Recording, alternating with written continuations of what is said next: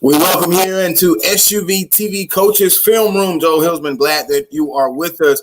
And today we've got a thriller. You've seen the clips, you watched it live, and you've probably watched it again, as we all have, between East Coweta and North Gwinnett. But now you get to watch it with the coaches breaking it down as we run it back. That GHSA second round 7A tilt that was at North Gwinnett.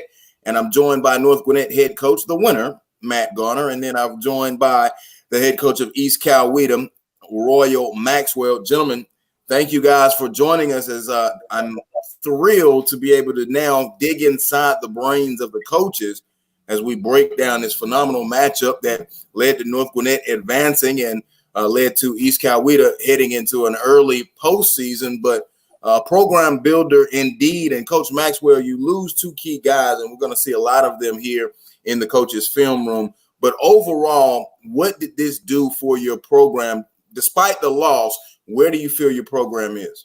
Man, I definitely think we're headed up. I think everybody has their day, like we were talking about earlier, between the Bulls and the Pistons and so forth. So, every year we've tried to make a jump. We tried to be a little bit better than we were in the past. So like the first year we won 6 games, then 14, then 13 and 13, then 24. But in the 24 game season, we played McKeitron, which was the best team in the nation, and we were out the first round. So, this year we were able to get to the second round, and it was a great game against North Gwinnett. We went in double overtime and lost by 1 point, and we played 7 to 8 young guys who will be returning for the next. They were 10th and 11th graders, so they'll be with us for the next 2 and 3 years, and actually a freshman too. And they believe. That's the whole point. When you're going into a rural area like East Coweta, football nation, you just gotta get the kids and the school and the community to believe, right? And I really think they believe we can make this jump next year. Interesting point there that you make there, as I call you Blue throughout the broadcast. But you talk about football, and now I throw it over to you, Matt, quickly. You were infused by football players, specifically in Jared Ivey and J.R. Martin, joining your team. You made this deep run into the Elite Eight. Where would you say this run, especially how you closed the season, especially in postseason play, quite frankly, generating what you did around the community, where is the program now in your eyes? I think we're heading in the right direction for sure. We're losing 5 seniors. You just alluded to JR and Jared, and they are 100% going to be impossible to replace. But we do have some young talent. We had 4 sophomores on the varsity team this year, along with 5 juniors. And in those 4 sophomores, RJ Godfrey, who went on an absolute tear at the end of the season. He's one of the best players in the state in his class. He'll be back. And then you got Brendan Rigsby, who is in the starting lineup. He'll be back. He's going into his 3rd year starting for us. And so we have a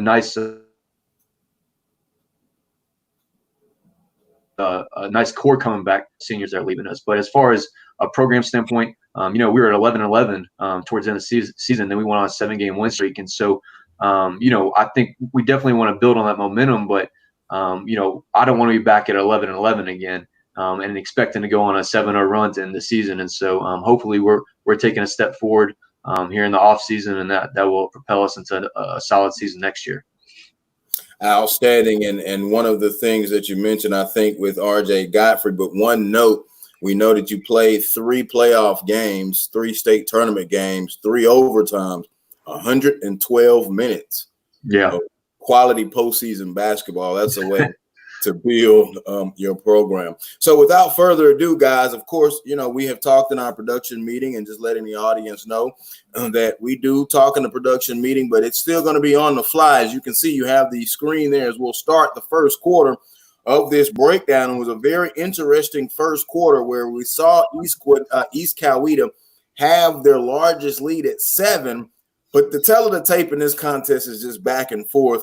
And as we go ahead and roll it, we'll just break it down how the coaches see fit and go from there. You take a look at your starters. Of course, North Gwinnett, they're in the white. They're the home team. And you might not capture the atmosphere that was in the gymnasium, but best and believe it was a raucous atmosphere nonetheless.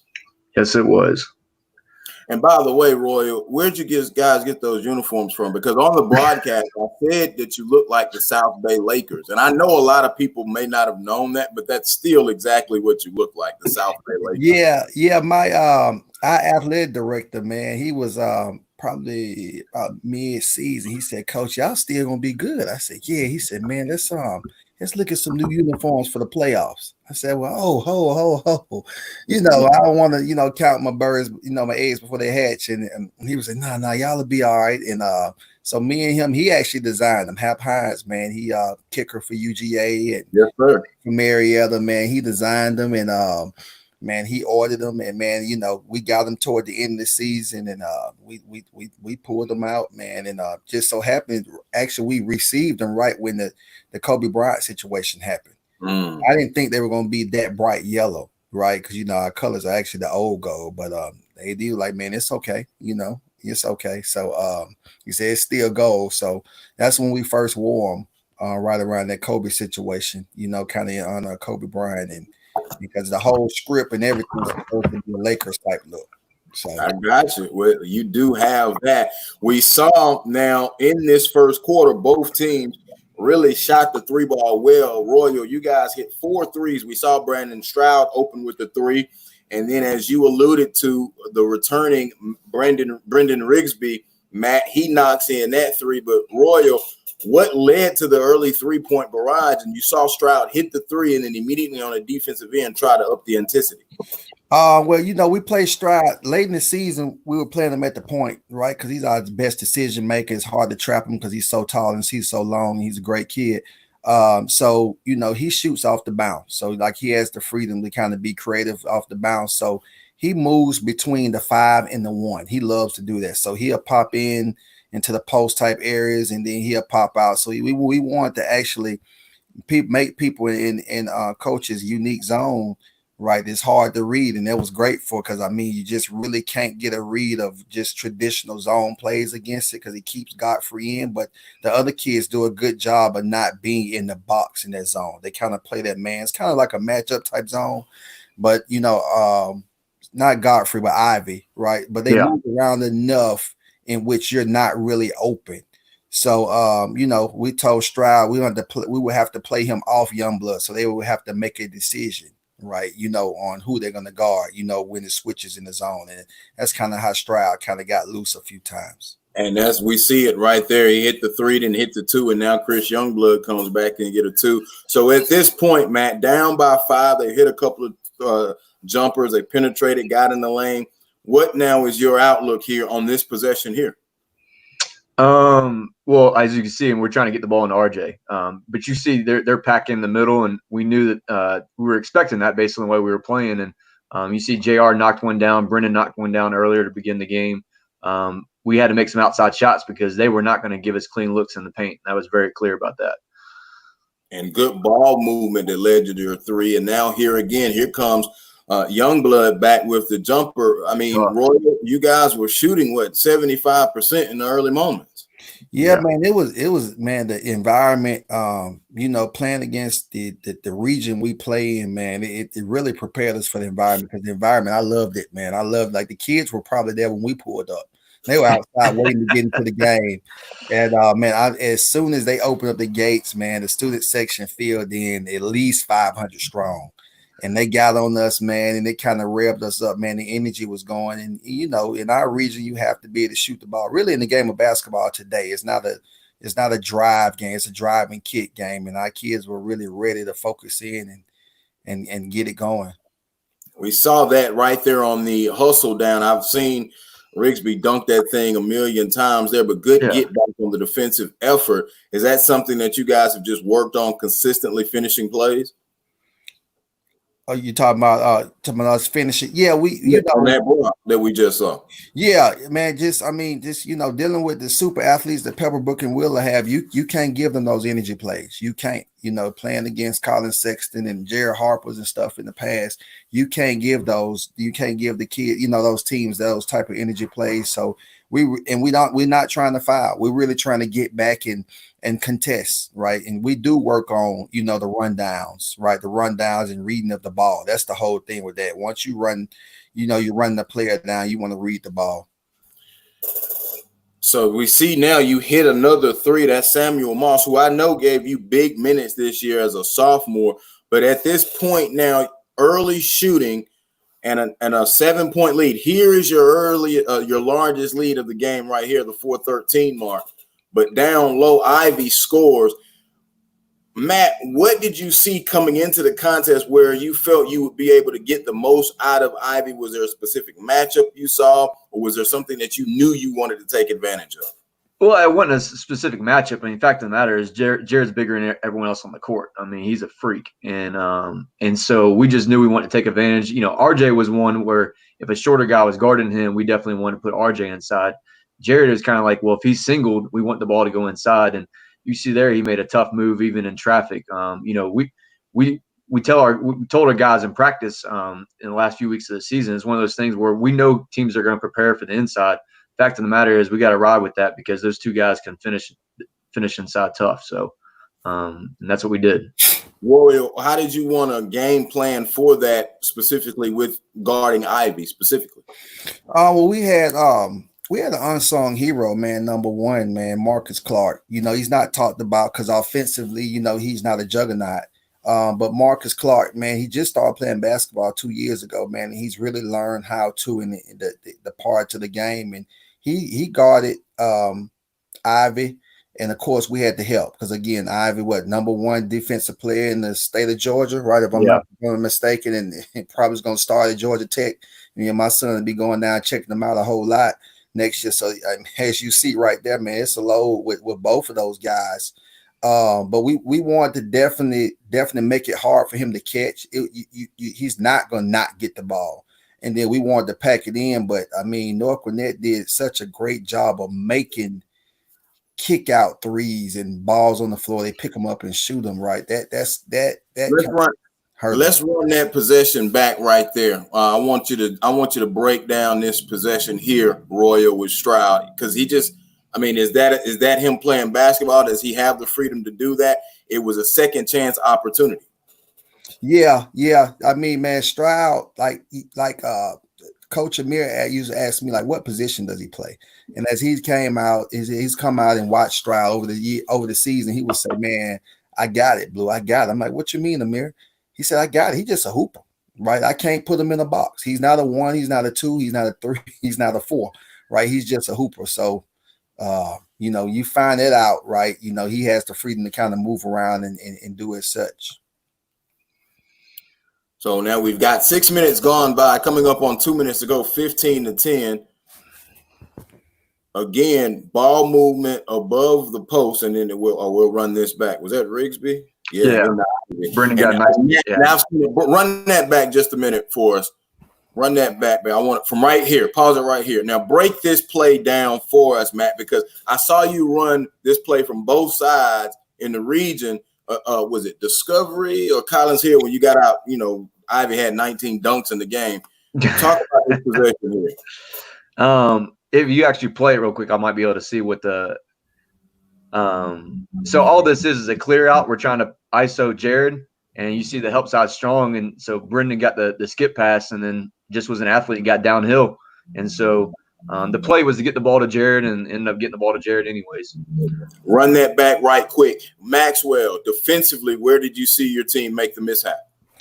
We can't guard. You know, you have to be able to. Well, we're fronting, right? We're fronting. They skip pass. This the one. I think we got beat off a dribble drive. And, North Gwinnett team did a great job of not being selfish, man. Those guys did a great job of making sure they getting the ball to the right people at the right time. That's the left-hand kid right there. He's a junior, right? Yes. Yeah, he's one of the guys who'll be back next year. Man, he's really, really good. And I don't think he gets enough, right? But that kid really makes the right pass and the right shot at the right time all the time. You know, I think he's tough. He's really tough, man. So, we couldn't guard him one-on-one, right? You let a kid get to the basket, you have to help, and he was able to drop the ball off in the right place at the right time.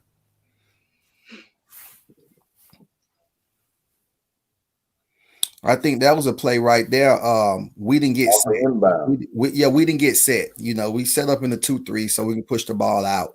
We didn't get set. We jumped in the man a couple of times. We weren't set, and then RJ was able to read it and come on the backside. Man, that was a big time dump.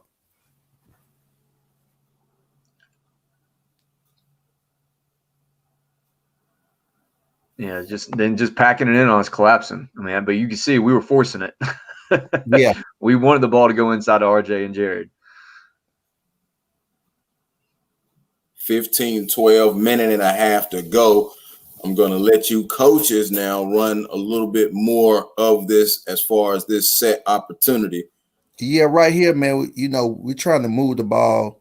And Gilbert is another kid to be back. Those, man, we missed a lot of little layups that rolled in and rolled out that we normally make.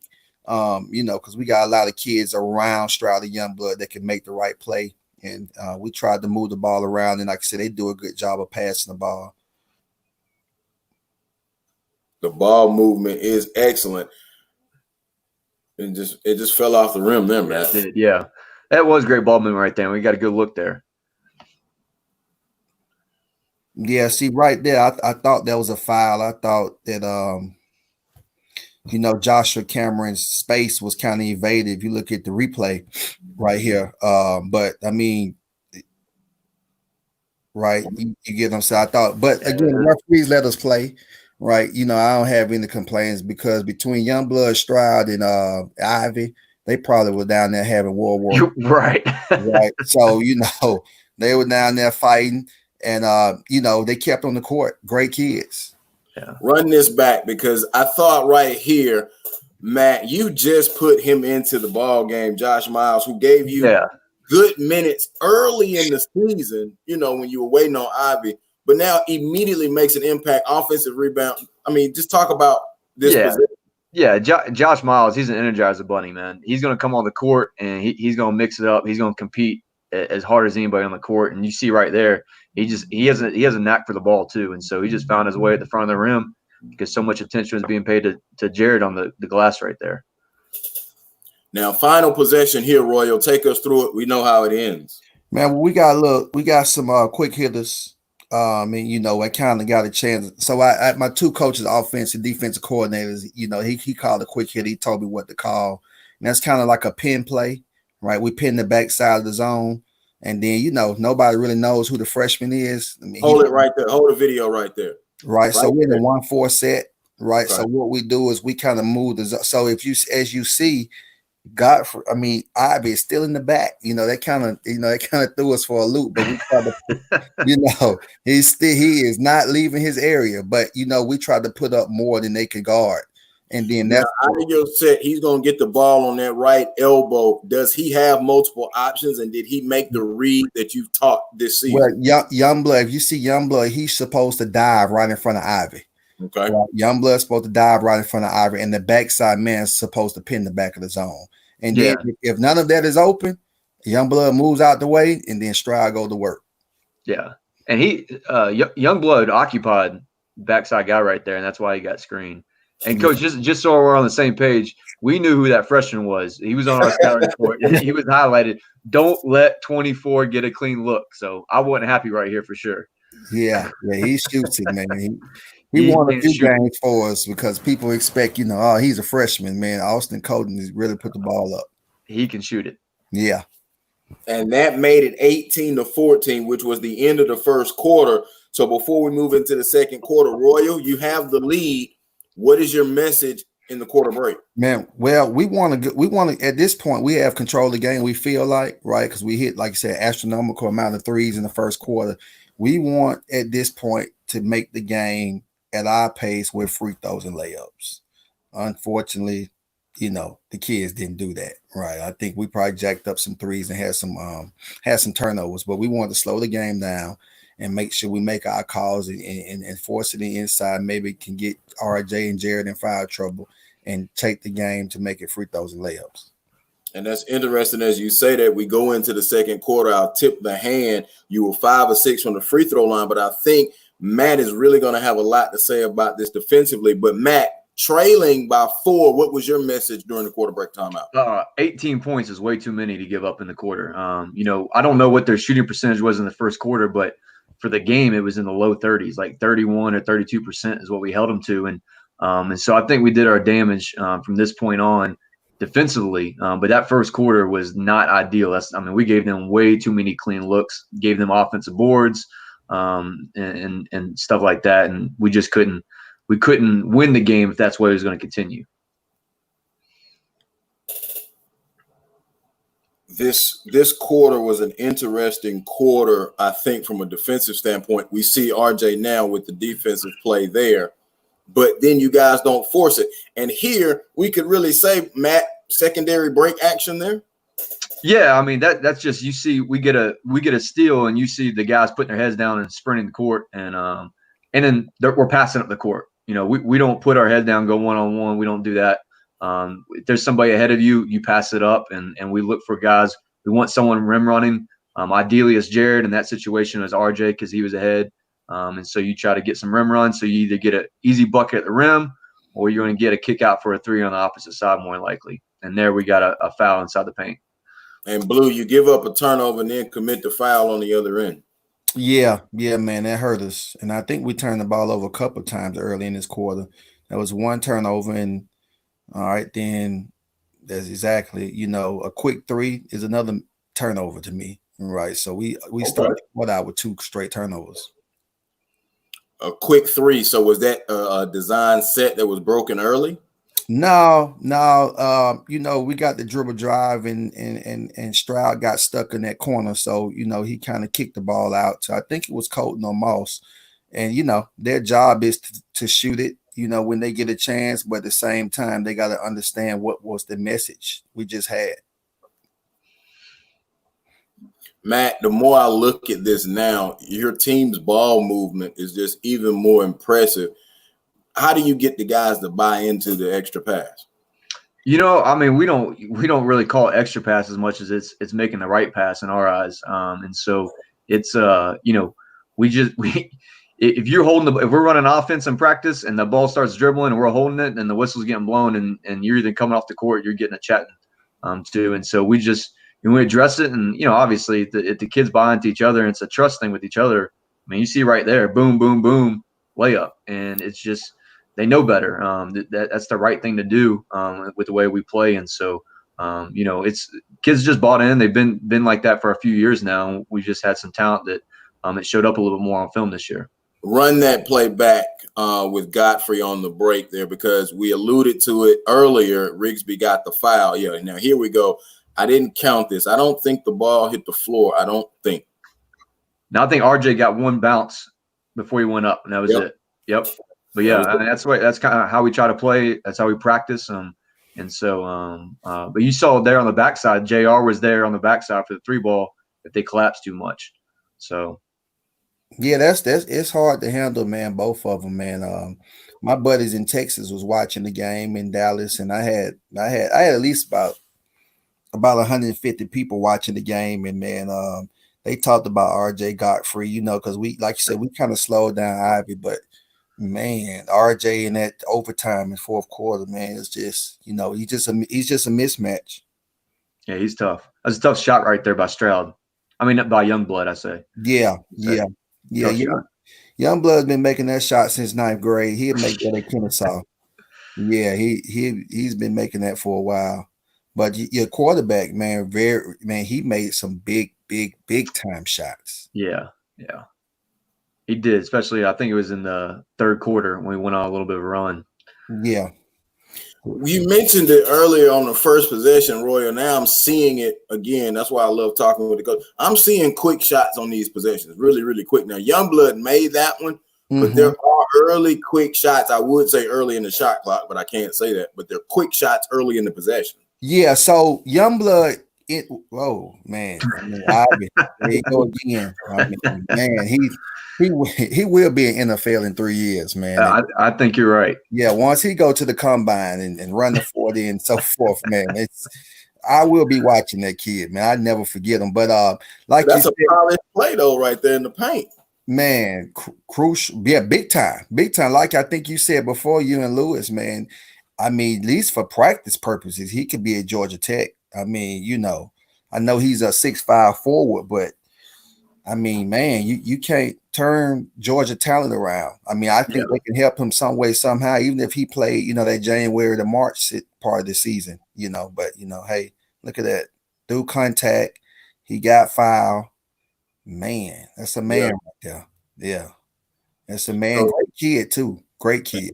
And it's an even ball game now. 6-2 run for North Gwinnett to start this contest. And again, Matt, you're going into the paint. Yeah, RJ definitely forced that one a little bit, but I mean, he went up through 4 guys, but you can see we wanted the ball to go inside the paint. I mean, we're way more efficient there than where we are anywhere else. So, yeah, we just missed a bunch of layups, man. I've watched this game around at least 15 times.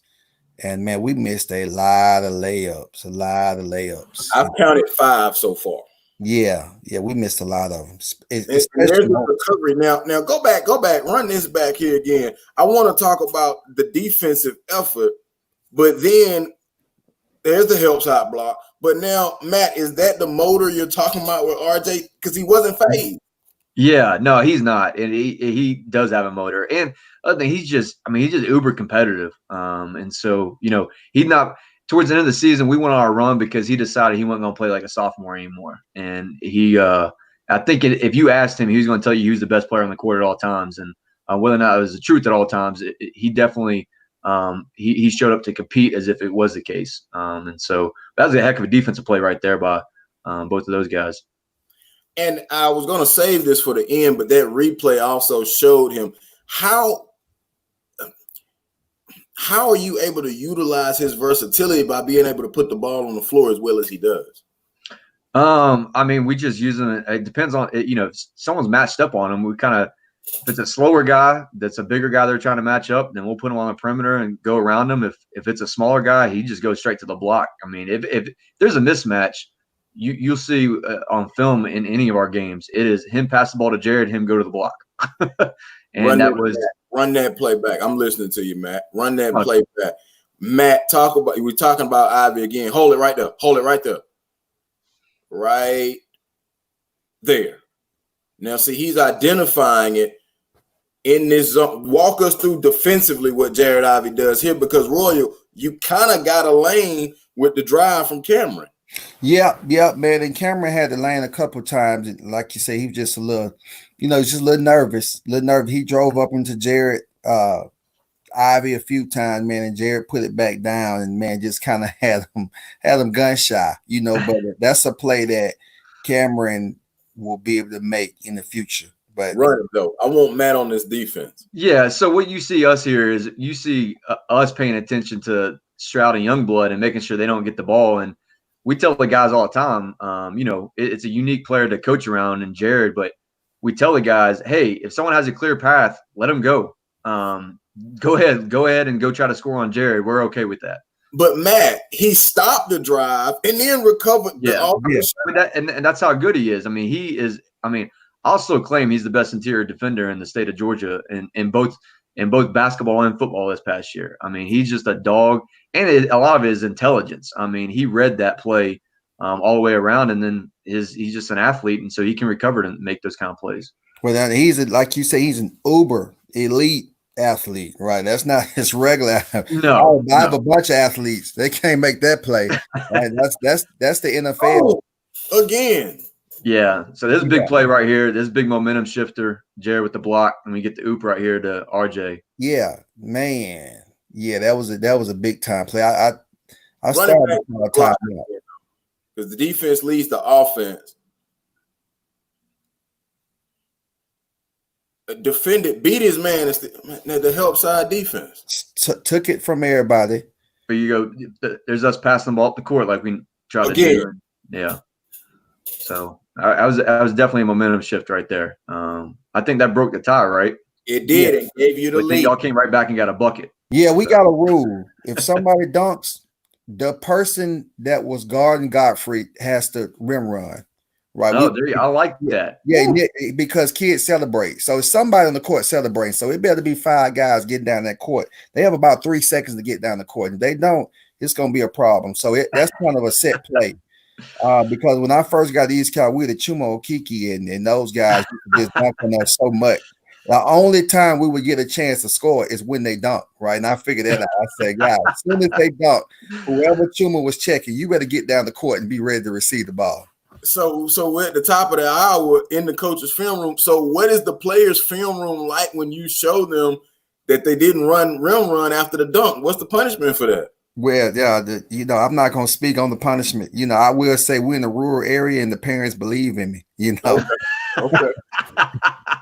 I've left the metro area alone, right? Only a few things you can do up there, right? But well, I'm in the rural area and the parents believe in me. So, hey, we make use of that turf field out there and all the stuff the football has. Well, look, now the 2020 census is out. Coweta is still considered a metropolitan Atlanta County. You right? They do have 4 lanes down there now. Okay, I'm gonna let you get that one. Yeah. But North took the lead on the dunk. Now you've got the lead back, and from here, guys, it goes back and forth. And it was a heavyweight boxing match. Oh, it was for a sure. heavyweight boxing match. As a matter of fact, Matt probably hadn't done this. I've already, again, I mean, Jesus Christ, back scratch. Luckily, the referee, something happened. Like you said, they were down there fighting. It was a war. So, I don't exactly know what's a foul and what's not in this situation because Youngblood, Stroud, and Jared were just battling the whole day, the whole night. That's Rigsby's dad that's confused about the call right there. Yeah. So that's when Cameron drove in again and just kind of gun shy, right? He can get to the hole at will, as you can see. He will learn how to finish, and that kid's pretty good. But now we've gone through this. Here we are with 2:14 to go. I kind of did some foreshadowing. Ivy's defense, Matt, overall has helped your team defense. You only allowed East Coweta 2 made field goals in the second quarter. Yeah, I think we definitely cleaned it up. I think more than anything, our guys starting to see where they were going to be on the court to a certain extent because it's not one of those things where I had no idea because our zone's so unique. I had no idea what coach was going to do to come at us with it. And so we watch film, but no one else plays defense like we do. And so I think we were able to make some adjustments and, Jared definitely stepped up and made some plays, but then you see he got in foul trouble and he had to sit the last few minutes of this quarter. And I think they went to the foul line a couple times this quarter, if I don't recall. They did. They went 5 of 6 from the line, but they've cooled from the field now. Yeah. Yeah. See, I mean, with Jared being out and we having foul trouble, the plan again is to go inside because you only have RJ there. So now we have some mismatches, right? Somebody has to guard Youngblood, somebody has to guard Stroud. And then everybody else is free because Gilbert Crowley, he can play, right? So we feel like we have an advantage, but we didn't quite get out there and execute or take advantage of the advantage. And North Gwinnett did a good job of staying in the game and keeping control of the game, making sure the game doesn't get out of hand, right? In that scenario, we still jacking up one pass and shot threes. And in this part of the game is not when you want to take those shots, right? So even with the 3-point lead, you're battle tested just a little bit. Let me see. That's a 7-point quarter. You're going to get 2 more before the end of the quarter. But overall, I think it's, again, how North Gwinnett finishes this quarter because, Matt, you're going to finish evening the contest. Yeah, I think we did a good job covering up everyone we were supposed to in this play. You see the ball went high post, and we wanted to trap Stroud if that happened. And we were get some bodies on him and, force a turnover there. And did we end up with a bucket here at the end of the quarter? We'll see. There it is right there. Yeah. If he touched it, again, Royal, a live ball turnover. Yeah. Like I said, we had 2 men and once we had got done with Stroud getting double and triple team, he has to be able to turn around and get that ball out. And then we can swing the ball and find an open man. But like I said, we didn't do a good job of taking advantage of being up 3 with a minute and a half to go.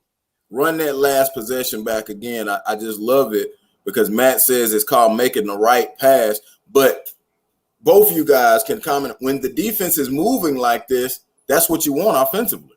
Yeah, it definitely is. And right here you see, I mean, Brendan's open. He can shoot that. Yes. But JR is more open. And so he went ahead and, it's about trust, but at the same time, I mean, that's just the right pass to make. I mean, and so he set JR up nicely there. Yeah, but we're gonna go and take this. This is a bad shot, right? Contested twos, right? I think he was looking for a call, but I mean, yeah, that got feisty there at the end of that quarter. I mean, we ended up fouling you guys. Yeah, they fought. You know, we got a drill called NBA. I call it nothing but action, and basically that's what that is, right? You know, so it's don't wait on somebody else to get it. We all fighting to get it. You can let it go on the way down. So right, yeah. I like it. We're learning some intricacies of the East Coweta practice. Yeah, I mean, hands full again. George Washington, Larry Thompson. At one time the region consisted of Greg Moultrie and South Cobb, along with Douglas County, the kid Brandon, that just graduated from North Carolina. So, you have to figure out a way. Brandon Williams, yes. Yeah. These 2 free throws are good. And Lewis and I talked about it on the broadcast. We thought it was going to be a 1-possession game, and true enough, here it is. But Matt, tie ball game, take us through what you may have called, because you do a great job adjusting without timeouts. Yeah, so we actually make a call right here, and one of the guys on the court didn't hear what the call was, and so we still get the look we wanted, but that definitely not how we did not execute at all right there. But we were trying to get the ball to JR right there to end the quarter, because he had hit a few threes in the first half and just had hit one, and so we got an action that comes right back to him, and didn't execute it, but he still got the look. See, that kid, right now they're not getting a call. You can see all the attention we're paying to Youngblood right now. Yes. Yeah. And still got to look. Yeah. And Youngblood can make that pump fake 3-point shot, but that's not what we wanted. It should have gone to Moss. Oh, we know he can make that, Coach. We saw what he did at the end of regulation. Yeah. Yeah. And it looked like a similar play, too, coming to the sideline, except opposite side this time. So now, take us in the locker room. Even ball game. Matt, how are you feeling about your team? I was happy with the way we competed. This is not something we've been battle tested to the region tournament, obviously, and Archer was an absolute dogfight too, and this was going to be one too. And I think I was happy with our fight, and told the guys that, but I think we needed to execute a little bit better on the defense end, and need to make sure whatever happened on that first quarter could not happen again throughout the rest of the game. And then obviously we still want to continue to do what we want to do, and that was pound the ball into RJ and Jared, and when threes opened up on the perimeter, we needed to knock them down. Royal, what's your message or feeling here at the half? You had the 7-point lead. It's gone. They got a brief 1-point lead. You're even at the break before the third quarter. Well, I'm glad our locker room is not connected to Matt's office or anything, right? He might have called defects or something on us, right? Because mine's a little bit different. Like you said, Joe, we had 7-point lead and we gave it up. That's very disappointing. As well as, we just had, like you say, had 3 live ball turnovers to start the second quarter. We went 0 for 4, right? So it's a lot of bad stuff going on that wasn't narrated by the coach, right? And then Youngblood and Stride have to do a better job of leading their young mates, right, to get a better shot, because we want to take advantage of when we had Jared out the game and we did not do so. So, we're going to start this, to finish out this war. Let's go ahead and start this third quarter. And I think Matt did some foreshadowing with J.R. Reed and his threes earlier in the first half. Big third quarter from J.R. He finished with 8 points, 6 of those from beyond the arc. And when he gets those 6, Matt, I really wanted your insight on these. Are they design sets, or is it just J.R. being J.R.? It was J.R. being J.R. until I think there was one, but I think the one that was a design set didn't come until the fourth quarter, maybe. Okay. But here, yeah, you see us trying to get the ball inside ASAP. I mean, that's what we're looking to do here to open up the half. just making it really difficult for us though to do so. Yeah, we wanted to try to bump Godfrey a little bit. We knew he was younger than Ivy, right? So we knew that we would be, the physical. We knew that he was physical, but we just thought, the shorter guys, if you just, stay physical with him, it would at least slow him down, but eventually the 6'6" takes over, right? It's the vertical game. So this is where you see that I tell you, we put Stroud at the point. So, kids that play for me, they're able to, we played him kind of center in the first half. Now, he's at the point. So he'd be narrating the situation. We're looking for 13, Ben Killingsworth to start it probably the last 4 or 5 games to make some shots and stretch us out, right? Because there's so much attention put towards Youngblood and Stroud, right? So we want Ben to make a shot or two, and there you go. Yep. So, Matt, talk to us about that, because you showed a lot of help defense on that possession.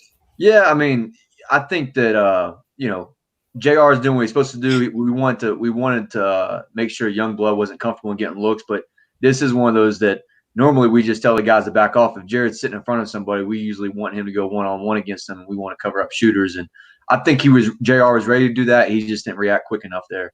But that's at the same time, we don't want to give Youngblood an easy look either. So. And that was Killingsworth's second 3, timely 3, good start to the quarter. But now coming back, it's tough right there.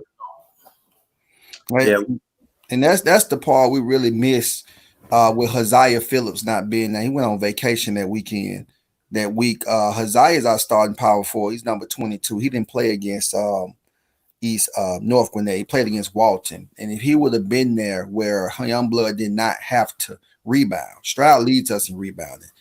It definitely would have helped us a whole lot more, because Youngblood averages about 10 points a game on runouts, right? So, and at least it puts pressure on the other team. For sure.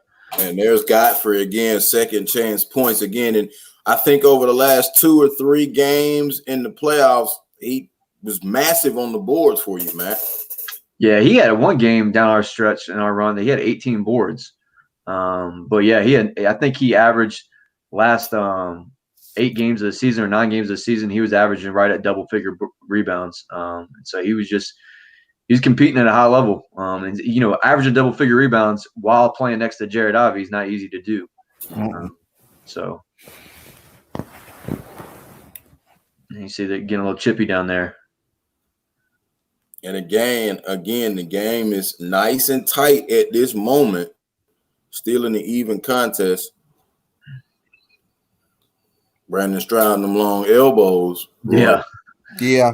Being slim, man, I was a little bit bigger than him when I played. It's kind of, you're going to get called in those bowls, hit other people. Unfortunately, that's about all we got, don't have any body. So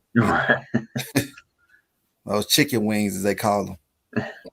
When we saw that replay there, Stroud, good job, defensive rebound led up to the dunk. But now North Gwinnett has answered right back with their 5-0 run. Each team, we know basketball is a game of runs, but I'm noticing something on this possession defensively. You're backing off of the high post. Yeah, we knew that Jared was disciplined. I'm sure he can do some things up there, but I knew that wasn't what they wanted to do. So we just kind of, when that happened, we wanted to kind of lay off in the paint, whoever he threw it to, and if he was to cut, we wanted to bump him, right? But Jared kind of gave Godfrey his space to do what he needs to do, and that height, man, just over time just weigh you down. You would think we wearing Godfrey down. No, Godfrey's wearing us down. Yeah, he's wearing us down, because in the third and fourth overtime, I think he scored every point, one of the overtime. Yeah, he did. He scored every bucket for us in the 2 overtimes. Yeah, he scored every point. He didn't get tired. We did, right? He's like one of those old school running backs, right? He kept going. I will say kudos to him. He stays well conditioned. There's no doubt about that. He takes conditioning very serious. Yeah. My friends are friends with his dad who played at UGA, so they. Oh, okay, yeah. I'm sure Dad. As soon as he come in the house, man, put the ball down. Let's get the weight. Let's go in the garage or the basement and get in his weights. Get on these weights. Yeah. Yeah, we're looking for a highlight play right here, and we didn't get it.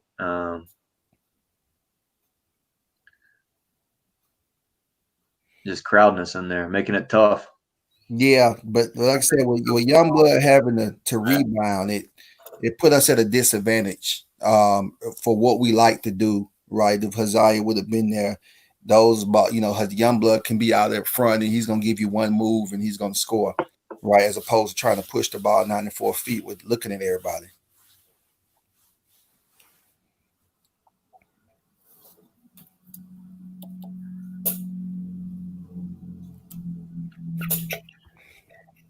Still an even game.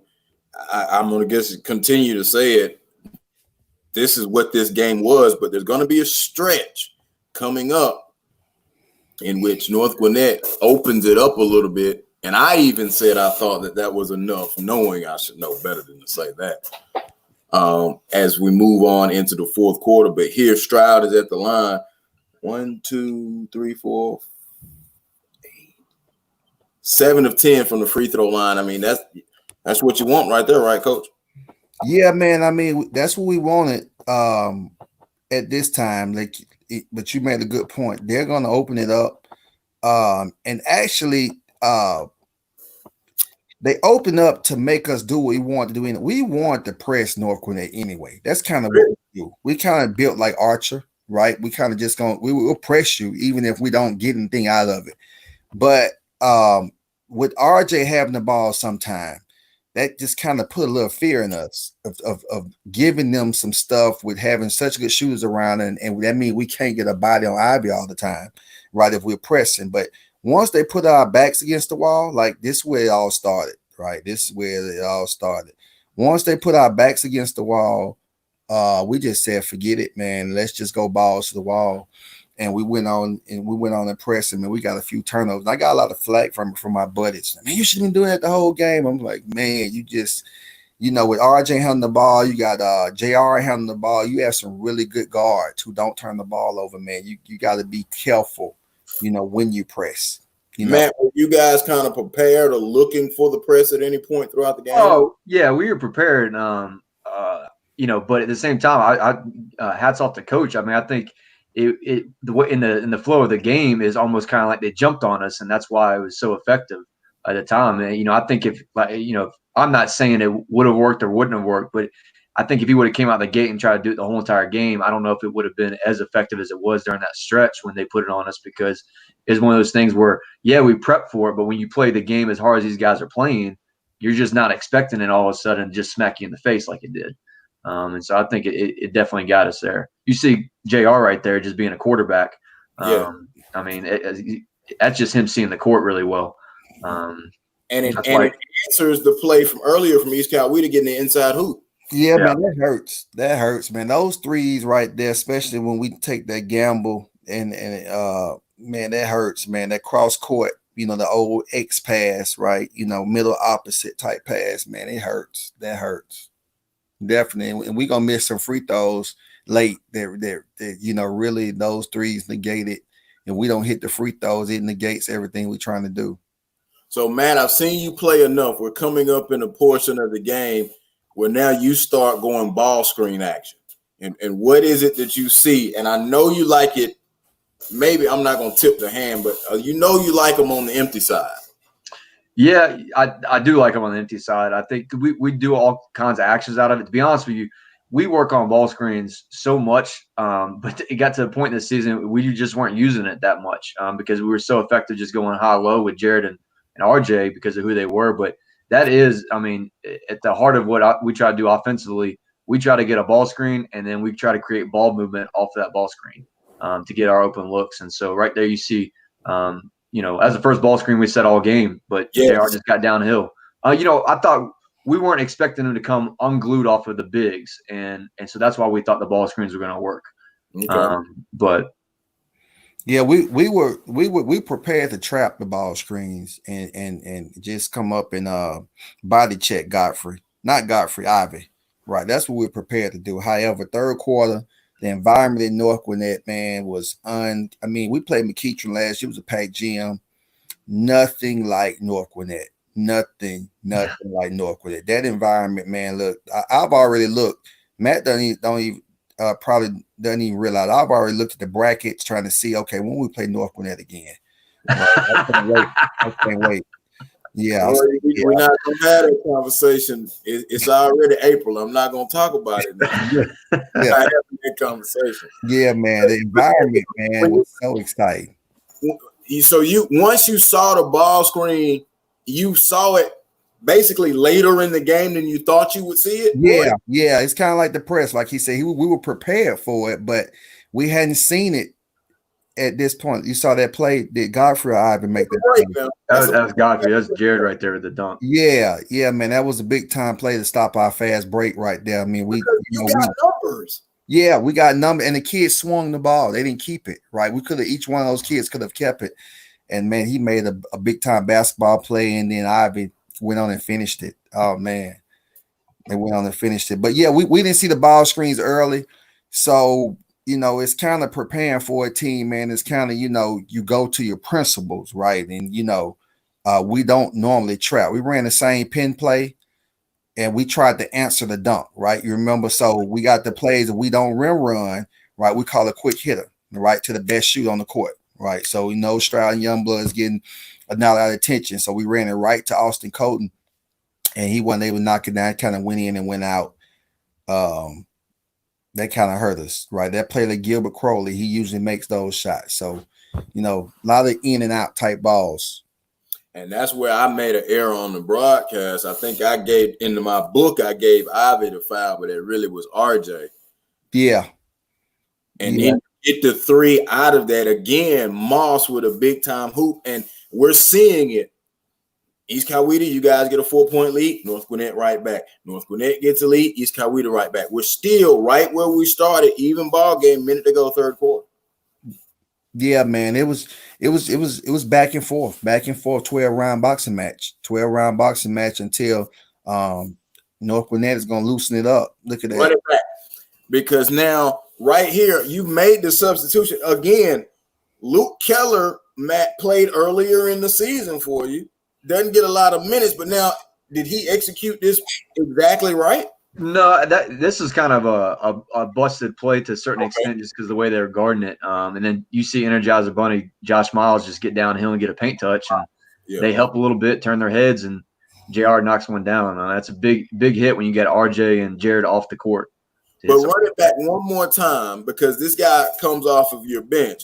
Look at his poise. He's not nervous. Okay, it's not there. Yeah, he's even playing out of position. He's technically playing like the 4 right now in our offense, and he's not a 4. So he just being competitive. Kick out. Was patient and got Moss to bite because he looked at the wing before he went to the top. Yeah. Yeah, we Moss had 2 people to guard, so we're trying to kind of think where would it go, and then not too many times in North Gwinnett make straightforward passes. They was always cross court passes or opposite, right? So that was the scouting report to go opposite. He went the right way, however they made the correct basketball play. And again, here's Martin. How big were these threes, Matt, for you guys with Ivy on the bench in trouble, foul trouble? Oh, I mean, huge. I mean, you could even say that. I mean, this kind of made sure we could stay in the game in the fourth quarter. I mean, they easily could have gone on a run right here with, I mean, Jared and RJ were our 2 all-county players, and they're not on the court right now. I mean, they go on a run right now. It might have been tough for us to come back, but these threes were definitely big. I think we get JR gets another one right here. You're pleased. Exactly, he does. You're pleased at how you close the quarter. Yes, very, very. This is a broken play again. We were trying to set it up for JR to get a look, but it turned into a busted play. But once again, Bryce Henry, that's a senior right there, getting a kick out. Hold the play right here. Yeah. Now, you said it was a busted play. Take us through the play. So Josh over here, where I think Youngblood's guarding, he's fronting him. The ball is supposed to come to Josh. We want the ball to go to Josh. JR was going to go opposite, fake a screen to Rigsby, and then Luke Keller was going to get a pin down screen so JR would come back to the ball, but we couldn't get that ended up being the entry pass. And then kick out, and then you see Bryce Henry attack, open it up. I mean, JR was definitely feeling it, so we were trying to get him to rock. Okay, now run it back and hold it. Royal, did you call for the front there at the high post? Yeah, we didn't really want them to catch in the high post. So Okay. that's kind of what we wanted to do. Yeah, we didn't want them to catch in the high post. But I ask you this because now, is it because of personnel? Hold it right there. Is it because of personnel? Because earlier you were laying off the high post. Now you don't want him to catch. Is it because of personnel? Personnel. Right. So Ivy, you can let him catch, right? But all the other kids, we didn't want them to catch because we felt like that ignited the play. And if you get that ball in that elbow, that's a weak spot for any man or zone. So we didn't want them to catch it all. And I think that kid did a great job of still working and getting open to get the ball. Let it run again, because now, even though Matt has told us a busted play, the defense is moving. And then again, the ball movement, something we've talked about. Yeah, if you look on that backside, I know he couldn't replay it again. Youngblood actually was supposed to rotate. The Youngblood should have rotated to JR. Okay. Not Cameron coming back. And then we rotate around. But I mean, Youngblood and Stroud, they're battling, both ends of the court. So, they're not Superman. So 2 big threes. Now all of a sudden it's a 4-point game. See, Cameron got to the goal again. Young couldn't finish, but again, he's getting to the goal at will. Right. There's a lot of contact down there. Yeah. It's a war. Yeah, that's the end of the quarter. Let's see if they're gonna replay it. This would be so the 2 straight plays. What it was 6 points. Yes, 2 straight plays. Martin hit the 3, and then Martin hit the 3. Both of them top side. Both of them off of broken plays. Both of them with extra ball movement or good ball movement. Right back. Yep. And Ivy and Godfrey were able to get a blow, and man, it didn't hurt the team at all. Man, I tipped my hat off to North Gwinnett. Just to kind of talk a little bit forward. I was at the McEachern game, and man, 65-60, I thought they won it, right? So, because those same threes were being hit in that game too. Because I told Jason Tidwell, he works with me, one of the main referees in the state. I said, man, look. He said, man, you lost North Gwinnett? I said, they good, man. He said, they won't beat McEachern. I said, okay. I said, if they hit them threes, they'll beat McEachern, because McEachern is not the old McEachern, But Royal, I mean, Matt, you got to look at, we talked about Godfrey and Ivy on the bench. I know we don't track this, but the plus minus to end the quarter was in your favor with them on the bench. It was, but I mean, I'm no dummy. I'm not going to sit them on the bench. I mean, we made some plays right there, and Luke, what that was is Luke Keller, Bryce Henry, Josh Miles coming in and starting in their role, and us and keeping us in the game. But at the end of the day, I mean, there's a reason why RJ and Jared were all counting, and so they were checking right back in. There was no doubt about that. There was no hesitation there. And I've mentioned this, but now I want to ask you directly: how important was it for Keller and Miles to be able to step in? Is it because of so much experience earlier in the season, and now knowing their role here in the vital part of the season?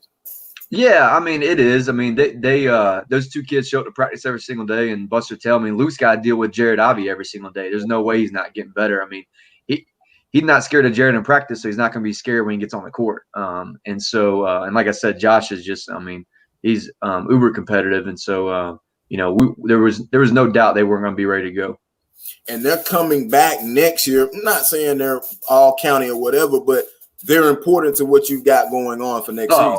Yeah, absolutely. I mean, they're going. Both kids going into their 4th year in our program. I mean, they've been around for quite some time. They know what we're all about. They're ready to go. I mean, they're in the same class with Rigsby and a few other good kids. But that junior class is tough. Briggs is not the only kid in that class that's a really good basketball player. So. Into the 4th quarter now, North Gwinnett coming off an 18-14 third quarter in which they have the lead, 4-point game.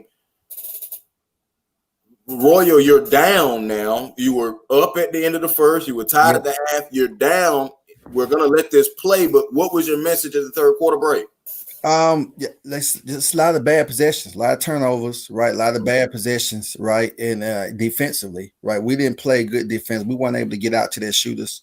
Right, that quarter, we saw those 2 possessions in the quarter where they made 2 threes off broken plays, kind of off the dribble drive, or so we wanted to make sure we make up for those. But I think this run is this is when the water gonna break, right? And then we're gonna have to just kind of go back to what we know.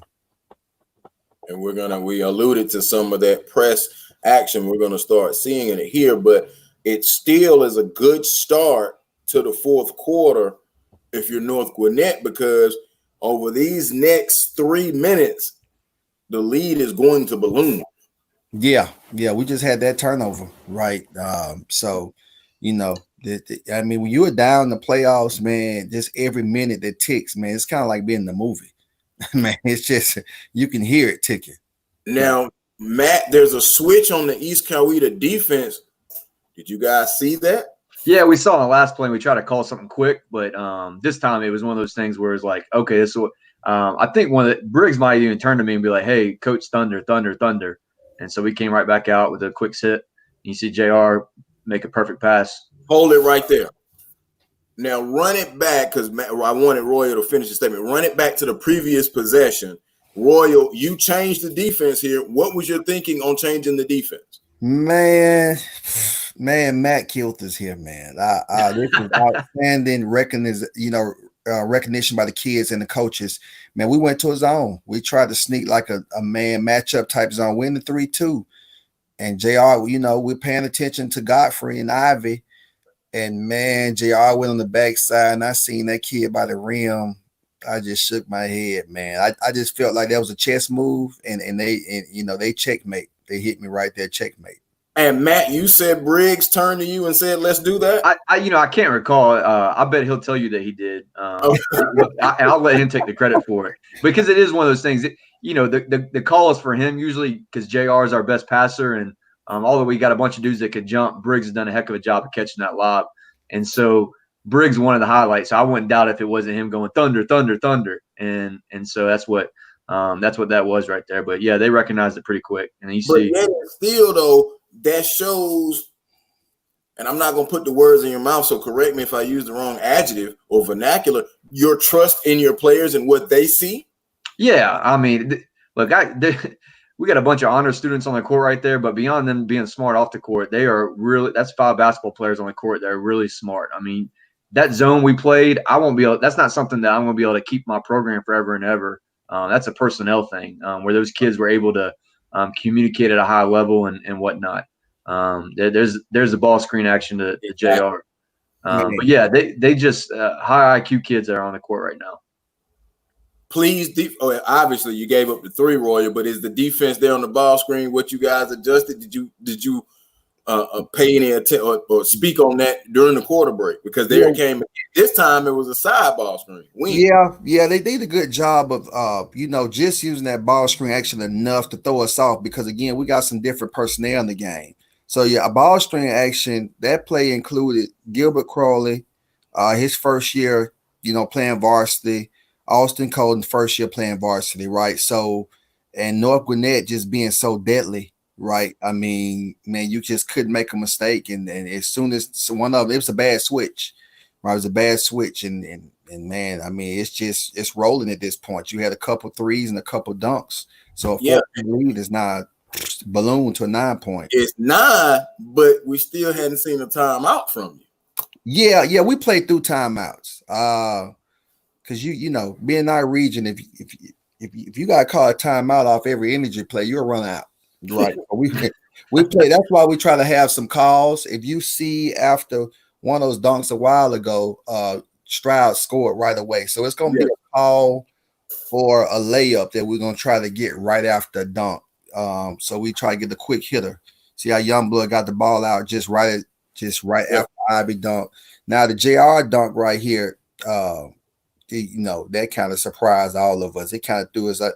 That was a big hit. That's kind of like an uppercut. You know what I'm saying? On Mike Tyson punch out, right? We were just kind of dizzy out there. Man. I'm like, golly, right? So that kind of threw us for a loop. So it kind of healed us up. So we probably had to call a timeout at that point. Yeah, because now here is the timeout. I set you up with this. So in this timeout now, you gotta call it. 9 game. What's the message here in the timeout? Hey man, I'm probably getting my suit dirty. That's why they covered me up in there, right? You can't see nothing. You cannot see anything in our huddle. I'm getting my suit dirty, and I'm trying to rally the troops. At this point, we don't have a game tomorrow. We lose. right? We don't have another game we lose. I need all you got. So I set up the offensive play and I set up the defensive play right here. You know, now, for 2 or 3 possessions. Are you pleased with it directly out of the timeout or after the timeout? We're gonna see. I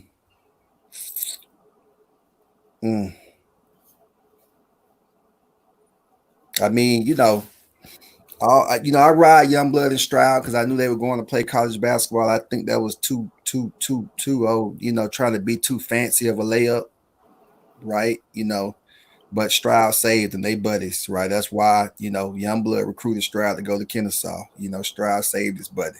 Because, man, I would have called another timeout right after that play, right? So, yeah, he saved him, right? Because that, you know, if Youngblood goes up strong, we finish that. However, at the crunch time, I think Stroud missed about 4 to 6 free throws. I think he just missed that one. And let's see what he only missed 2, man. He went 7 of 10 in the game. He went 2 of 4 in the fourth quarter. Yeah, that hurt, right? We needed that because we're about to get our turnovers now. So if you think about it, just hold those 2 free throws and just think. And it's easy to set your press up once you make the free throws as opposed to, you know, not making them. Yeah, you probably see me, you know, at that point. Yeah, you went 4 of 7 from the free throw line as a team in that fourth quarter. Yeah, but I mean, playing North Gwinnett, man, you playing playoff basketball. You can't miss free throws, right? I mean, whatsoever. You know, you just can't afford to miss them. Well, we lost by 1 point, and like you said, we missed 3 and went in overtime. You know, probably could have been the game.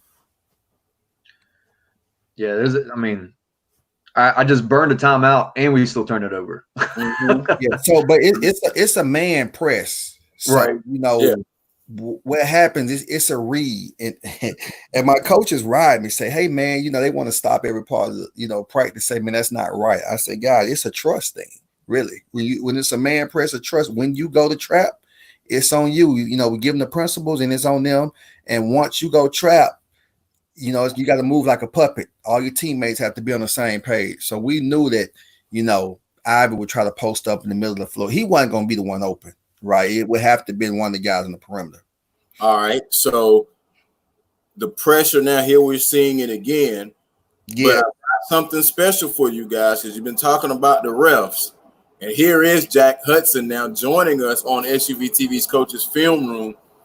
I'm not going to, Jack, I'm not going to do anything to you now. I'm going to let those guys do whatever. Agreement. Go ahead.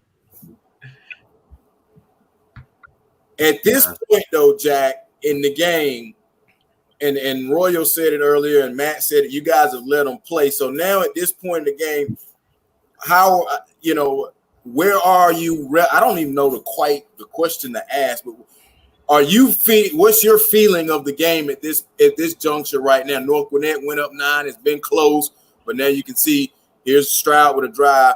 Now they're coming back. What's your feeling or the crew's feeling of the game right now? Take us inside. We're trying to land the plane at this time. We feel like we controlled the game pretty well. We pre-gamed for it. We knew kind of what to expect. It was a heavyweight bout, as y'all have already said. So we're just trying not to mess up at this point. we want to let the kids decide, and then, you know, we'll see how things played out. But I think Mr. Hudson and crew, man, they did a stellar job. Yes. Of keeping that line between no calls and calls, right? You know, no one on our bench felt like we didn't get enough calls, and I'm sure Madden didn't feel like that because, I mean, for sure. Ivy and Stroud and Youngblood, anybody else in that paint, they were pretty much fighting, and long as they kept it going towards the ball, I think the referees, they would come and say, "Hey, guys, we're gonna let them play," right? So they kept it like that. They were consistent with what they, you know, the message when we started the game. Roy, we're seeing the replay of this right here. So we're trying to get the ball to the elbow. Yeah, right? Kind of like, we're trying. I told you, but you remember the play early. You asked me what were the options. Exactly. Can we run that back to the sideline cam? Right. So this is the read. I'm trying to give away my secrets, but Cameron will be able to shoot this ball. There you go, right here. With him not being a shooter, he doesn't get the pin action on the backside, right? But you still get the interior action, right?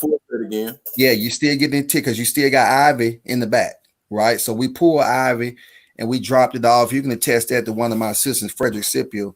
Man, he really worked on that with the kids, pulling Ivy and dropping the ball off. So they kind of dropped that ball off, and he still blocked the shot. Man, Ivy he's something else, But Samuel Moss came behind, man, one of our leaders next season, man, and really finished that. We were late right there to the we knew they would come to the ball, to the middle. I mean, the floor, and we were late in rotating. But anyhow, I'm calling the play. They looking, Youngblood's posting up. JR, Youngblood drives, drops it in between the two. Ivy recovers after stopping the ball, and Moss puts it back in. But I love it because he was on the left wing of your 1-4, and then he's crashing. That's a second chance opportunity. Yeah, man. I mean, Samuel Moss is an athlete, man. I mean, an elite athlete, more of an athlete than Youngblood and Stroud. So his next 2 years, you're gonna really see him hanging around the rim, right? So he really he has a nose for the ball. So we're in a timeout. It's currently a 7-0 East Coweta run. Again, the theme: East Coweta get up, North Gwinnett comes back. North Gwinnett gets up, East Coweta comes back. What's this timeout now? Because really now we're in a clutch moment of the game, last 3 minutes. Yeah. Go ahead, Matt. Yeah. Oh, I was going to say, I'm in here trying to tell my guys to chill out. Obviously, we got that ball going all over the place, and we're not protecting it. Earlier in the game, when you go up 9, we were not telling the guys we're stalling or anything like that. And so it was us just trying to get back to even and get our heads screwed on straight so we could finish this game. I mean, fact of the matter is, I don't know if I told the guys in the timeout or not, but a lot of times when teams go on runs and we're still winning, I remind them of that. Like, check the scoreboard. We're still winning. Just because they got a little momentum don't mean we're not winning. Hold the video right here. Matt, so coming out of the timeout, you drew it up. What are we supposed to see coming out of the timeout? We were looking to get the ball inside. We were trying to create action on a certain side of the court where with RJ and Jared and create we're trying to take away the help side. And so what happened is they helped, and so we skipped the ball across, and I think this is where Briggs attacks. Let's run it. And also, Max, get ready. I'm going to come to you with the defense. Okay. Oh, no, we're going right here to our punch action. So we're trying to get JR another look. But it was busted play. So, yeah, we still trying to throw the ball inside, don't have it. There's a skip.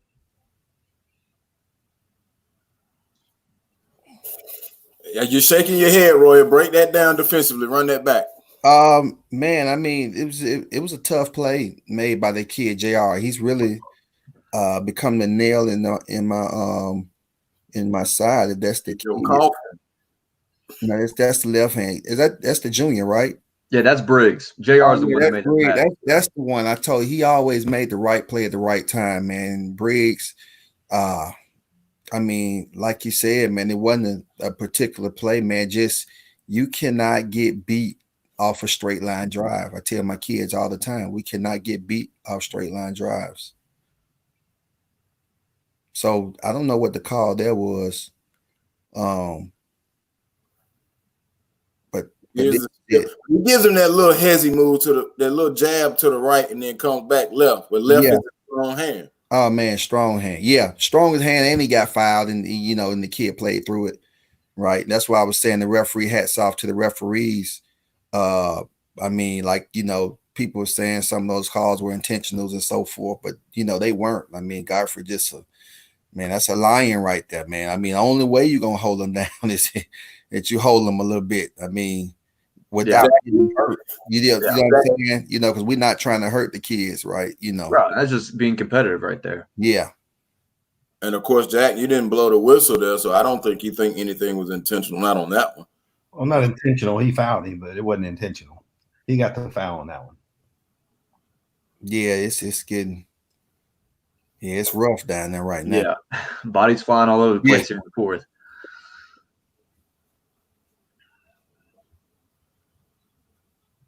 Let's see here. I don't know. Hey, Jack, what is that a bar? Would have been a charge if we, let's say we had replay Like say the NBA has the replay. It looked like both of them are kind of off balance right there. Okay, so a no call. Exactly. That's what I'm saying, man. They did an outstanding job.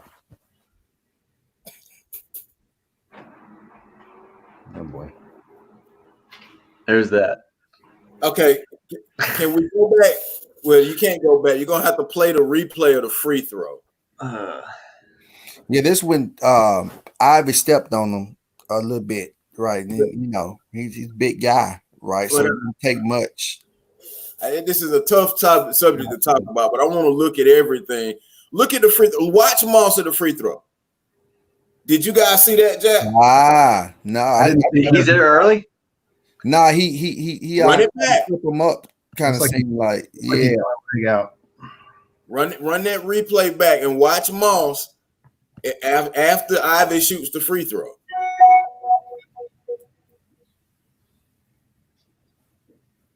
Yeah, we should have got that.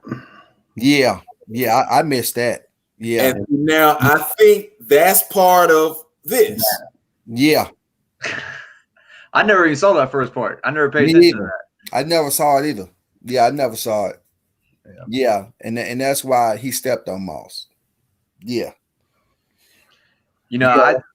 It's one of them things where I don't know if Jared will ever tell me what he did, if he did it on purpose or not. But I think the guys were just being uber competitive at that point, and it's it's a battle. There's no doubt about that.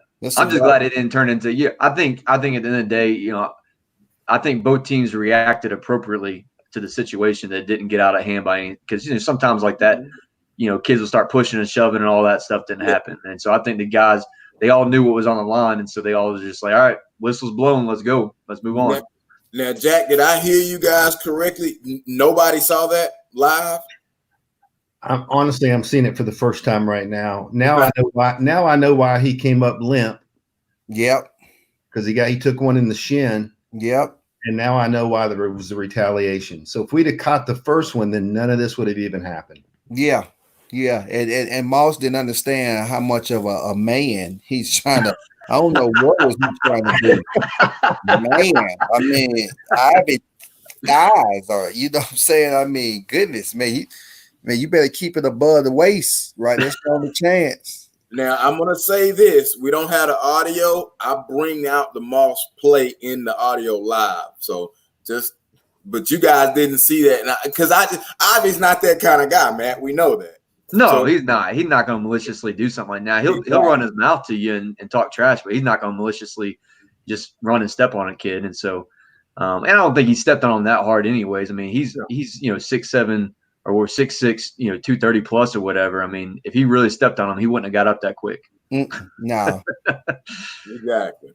So you guys can tell now that something little like that can lead to something big. Oh, for sure. And there are times when we just don't see it, And we don't show it, and I don't know if it happened. I'll ask you, Jack, did Ivy ever say anything like, hey, he tried to trip me, or he Okay. Nope. Yeah, that play right there that just went by, Gilbert recognized, Crowley recognized the attention given to Youngblood and Stroud. Again, we want to start off in the 1-4. They dropped a little prematurely, but Crowley realized, and Crowley played JV too, and he averaged about 30 points on JV. So he's a very capable scorer. Next year he'd be big with Moss, but he was able to make those shots. That shot there, I said he missed early, and he normally makes those. And now we in press for him, and they're really swinging the ball. So that's why I didn't want to press through the whole game. But at this point, we got to keep the momentum going our way, and it's kind of speeding them up, and it's keeping Godfrey and Ivy from being able to intentionally post us up. You're right. Now, Jack, we're seeing, that's why we brought you in here the last 5 minutes. Is it feeling like an important playoff game at this juncture now, closing minutes of the quarter? Well, it feels like an important playoff game from the tip, to be honest with you, because this one came down to the wire. We had so many back and forth, and there was so much intensity. Again, we're just trying to land the plane. I know I don't want to overuse the term, but we use it a lot. Just land it safely. We knew it was important. We knew that one of the teams wasn't going to play the next day. Yeah, of course. Yeah, this is what Godfrey, man. He killed us on free throws and layups, man. Me and my son play outside during this quarantine. He like, Dad, I want to work on the jump. I say, man, did you see RJ Godfrey? He couldn't shoot a jump shot. He was 3 or 4 in the fourth quarter with the free throws. Yeah, free throws and layups, man. I mean, the kid really took advantage of us there. You're scrambling on D right there, Matt. What happened? Because you left their scorer open in the short corner. Yeah, we just didn't rotate quick enough. I mean, the other thing is that you got both the dudes on the same side of the court, and RJ's by himself over there. And so he had to pick and choose. And, I mean, it's not an easy choice. And so, Ivy's he's not supposed to come that far out, so I left a wide open look for them on the baseline. Got a timeout right here, luckily. Yeah, what we do is we call it fire, right? Once the ball is, people say dead, but we call it fire, and it's kind of like the whole concept is like fire ants, right? Once you step on the pile, they go crazy, and once we get someone to pick the ball up when we pressing, you do not release your man. You do not worry about the ball. So I was on my coaches about how many timeouts they might have because I was trying to burn through his timeouts, right? I save them. Yeah, for moments like this. I'm not a dude that's calling a timeout in the first few quarters usually. Man, I was hoping we could kind of run through his timeout so that he'd be forced into turnovers because our man press it's tough to handle, and especially like Matt said, we used it as a tool this time as opposed to being a style, and it worked for us. It worked for us to get us back in the game. Now, Jack, you gave him the timeout. Did the timeout come before the travel, or are you listening for the timeout or watching for the signal? Well, I'm not passing the buck, but that wasn't technically my primary. So no, not you. I'm talking as the crew. More than likely, yes. Okay. More than likely. Let's put it this way: we make mistakes when we get surprised, so we try not to be surprised. I like that. Yeah, I know the referees get mad at me. I'm 6'8", so I might walk on the court, call my timeout. Right, I'm gonna make sure they don't miss mine. They be like, "Coach, you got to stay off the court." I'm like, "Well, I'm trying to make sure it's not a surprise, right? Because sometimes you can miss them. While paying attention to the game." Okay, now there's a foul with the overplay. Yeah, Moss is he's a little frustrated because, like I said, we've been playing, knockdown basketball for the last few quarters, right? And for you to make that call, with just a body bump, right? And it didn't affect a steal or anything, but I understand it's the last minute of the game. So Moss was a little frustrated. But he was playing exactly how we taught him to play at that time. But these free throws, man, Godfrey was huge. Clutch. But Joe, this is what I was saying. Those early free throws. I think Moss missed one overtime, one in the tech, and Stroud missed 2. Right now, this would be a different game if they hit those free throws. Yes, you're absolutely right. Youngblood missed. You went in the quarter 1, 2, 3, 4, 5, 6, 7. Yeah, 3 or 7. Yeah. Those 4 free throws, we would be up 2. Now they will be forced to hit a 3. Because I think we're gonna score 3 more points. Right, so they will be, we'll be up. It changes the game. Period. I tell them, man, you cannot miss those early free throws. In the third and fourth quarter, especially. Right. So this one, let's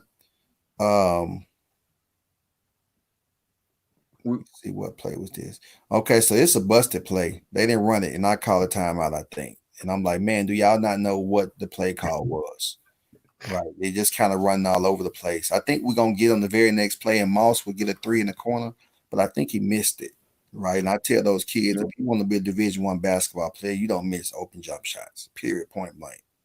Slide out of bounds here. Let's see if this is it, and an inbound into the backcourt. Yep, this is it. This is it. Called double S. Here it come. Bam, the wheel wide open. Right, he missed it. And then we missed the putback or whatever, right? So, I like and ones. I tell the kid, I don't want 2 free throws. I want 1 free throw. Defensively, Matt, what happened here? It was just a great set right there, out of timeout, and what you see is just where our defense shifts as Briggs gets left on an island over there with 2 shooters, and so he stepped up on 24 and left Moss wide open. So, usually coming out of timeout, I'm sitting here thinking like focus is on Stroud and Youngblood, but I mean, obviously they got other dudes, and I mean, there's a great call right there.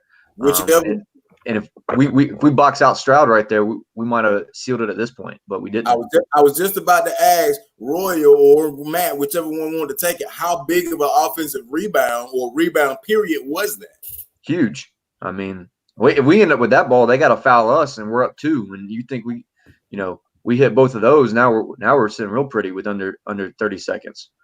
But yeah, I think this is when JR is going to hurt us again. That was Matt Gilbert, the unsung hero. Matt, okay, yeah. Oh yeah, okay, yeah, man. We pressing right here. Turn them. So we getting what we want. Right, we're thinking about going, but like I told you, it's a trust thing. Gilbert left, Crowley left at the time. He wasn't supposed to go in the half court set. At that point, we don't go. We only go in front, in a full court situation and strike the charge. Right, run it back. Matt, was that a design play? Well, it was a play from the standpoint of we had something we were going to call. We want RJ to create, but if you see me in the background, you'll see me start calling a timeout. Oh, yeah. And nobody pays attention to me, thank God.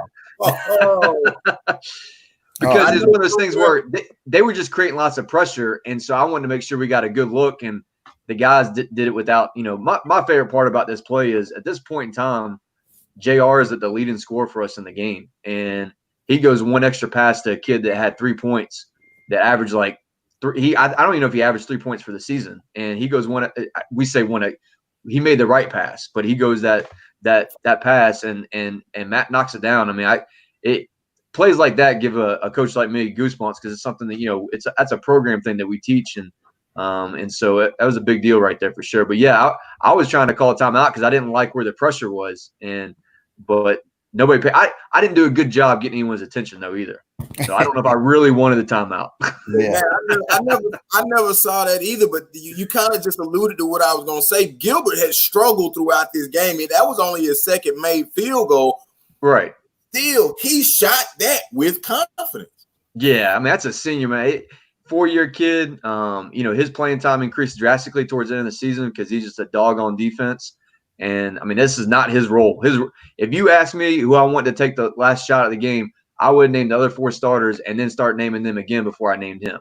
And that's no offense to him. He knows I'm not calling anything for him. But that's just him starting his role right there. And then sprinting back on defense.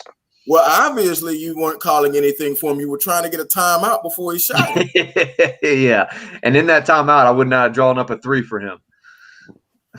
So either way, all right. So now, Royal, your possession. Yeah. Stroud pushing it. I thought he was gonna create something like a dribble handoff for Youngblood, but they were jostling down the court, and he ends up getting a charge call. So we talked about in this situation, we deny. So we practiced denying a whole lot, but we knew somebody would. Honestly, I promise you. You probably think I'm not telling. I told that play right there. Go ahead, finish your thought. I told them we'll get the ball back. I promise you, we'll get the ball because I just knew the pressure wasn't working for him for North Gwinnett in the backcourt situation. So I knew that we'd get the ball back, and we practice this all the time. Like I told you, it's the fabric of our defense for the man-to-man pressure. And one of the kids, pretty much an illegal screen, not knowing that they would have called it, but like I said, the referee. The group was a pretty good group, so they were on it. Yeah, so, JR definitely chicken wing this one. There's no doubt about that. So Jack, now whose call is this? He's at mid-court on the floor. Yes, he is. I've got the action. I can't point on the screen, but I've got the throw in and the immediate action right there. His normal spot would have been straight line, so he wouldn't have had a good look. So he came out. There's nothing wrong with this. He came out to get a better look of, instead of looking like this, he's going to start looking like this so he can see better. And he got the play right. For sure. It was unfortunate that happened when it happened, or fortunate, whatever you want to say for either team. But I felt like we got that play right. So he's allowed to get in position, even if it means moving as far onto the floor as he did. To an extent, but yes. Right. So we in a huddle, right? And I had this same thing back in 2012. We beat McIntosh in the region tournament with Jordan, the kid that played for Furman and so forth. So, we call our Miami set. It's kind of like a straight line cut because all those other cuts, the kids are attached to you. The only type of cut that a person can't guard you is a straight line cut at this point, right? That you will receive about anything else, they can switch and so forth. And Youngblood, we practice buzzer beaters. So we knew Youngblood, like, Coach, you got to give it to me. So I gave it to him. And I told him to jump straight up in the air and RJ would foul him. Anyway, he still laid back. And, RJ missed him, but he made the shot. I thought he would get close to making the shot. I didn't know if he would make it or not, but I knew he would get fouled. If you look at, okay, so we get to Austin, the freshman, I didn't think, right? And you see how RJ jumped into him, right? If Youngblood goes straight up and down, that's a foul, right? And we get our 3 shots. But, like you said, I wish you could play the audio and hear Jay Hillsman here, this shot. No, but back it up though. One thing after I looked at it, and I'm gonna just inject this name for common reality, for common knowledge. This is a Robert Horry play because he's the inbounder. Yeah, that's the one you can't really guard, right? In this scenario, right? He had free reign to make his initial cut, right? No matter where we go, as opposed to being inbounds, right? It's kind of like being in a slot, playing wide receiver. Right. Mm-hmm. So we had a chance to get open being out of bounds as opposed to being in bounds. And actually the day before we practiced on this play a whole lot out of Miami cut. Right. But with Youngblood as the inbounder. Yep. And then he, the right play would have been to get the ball to Killingsworth, right? The bend. In the corner. Yeah. That's kind of what we practiced. He didn't actually keep it when we were running through the sets. But this time I told him, if he shoots it, do not go away. And he faded away, but he made the shot. So, from my standpoint, when we were coming out of timeout, I carry a play card that has all of our sets on it, all of our defensive calls, everything else, just in case I forget something. And one of the things on there, it says up 3, under 7, we're fouling. And that's what we were told. That's what the game plan was. And right here, we wanted a foul. Like right there, we wanted a foul. Who's that with the ball? Coach 24. Yeah, we wanted a foul.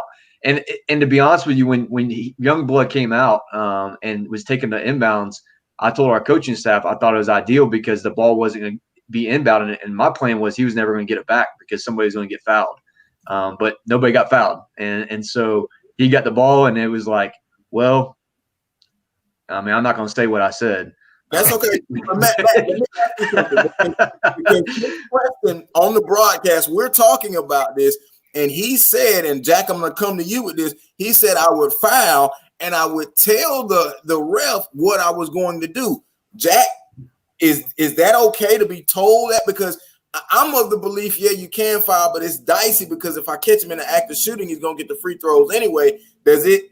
Matt, did you instruct anybody to tell the ref, or did you tell? No, I wouldn't do it because my argument usually is if you tell a ref that I'm going to foul, like, how's that not an intentional foul? And so, but I guess that's a different argument for a different day. But we tell our guys to just be very, very aggressive going for a steal, and we just say, just try to steal the ball, being aggressive, and if you don't steal it, you're going to foul them, and then we're going to get what we want. But then I think there was a game against Archer. We actually told our guys to do the same thing, and there was no foul call, and we end up getting the steal. And so it's one of those things where you're like, you're either going to get the steal or you're going to get the foul.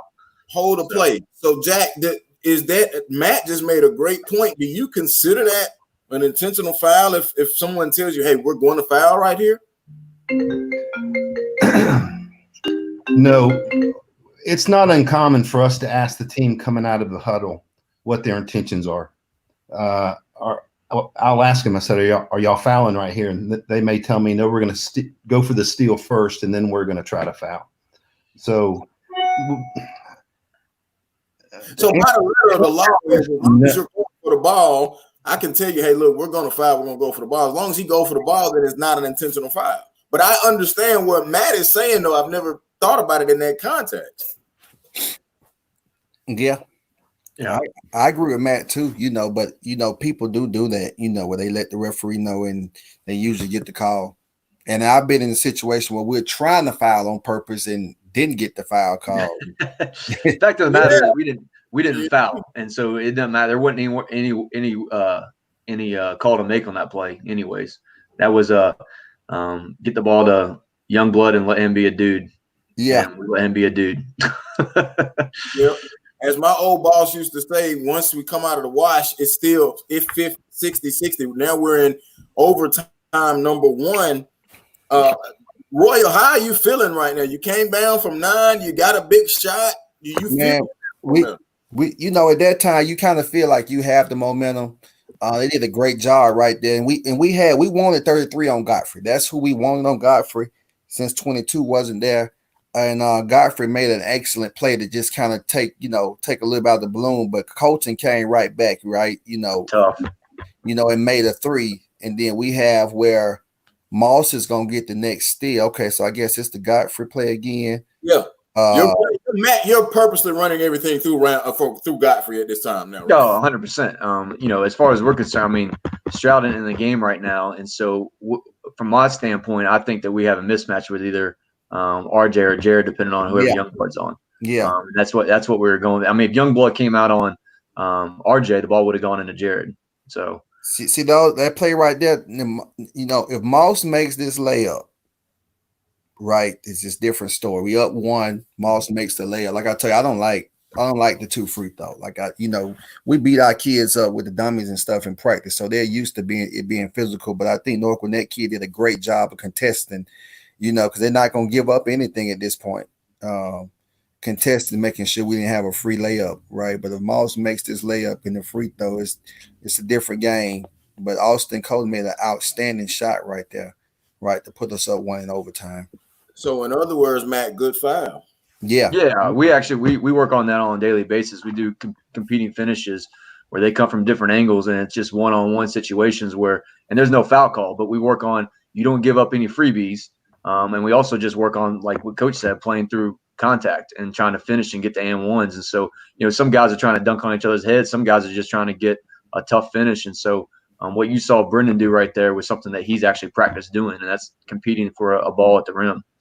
So we missed 2 free throws right there, Joe. Like I tell the kids, man, look, we can't – that game could be 65-62 right now. And it's momentum too, though, because he's driving to the hoop. Even if split them or something.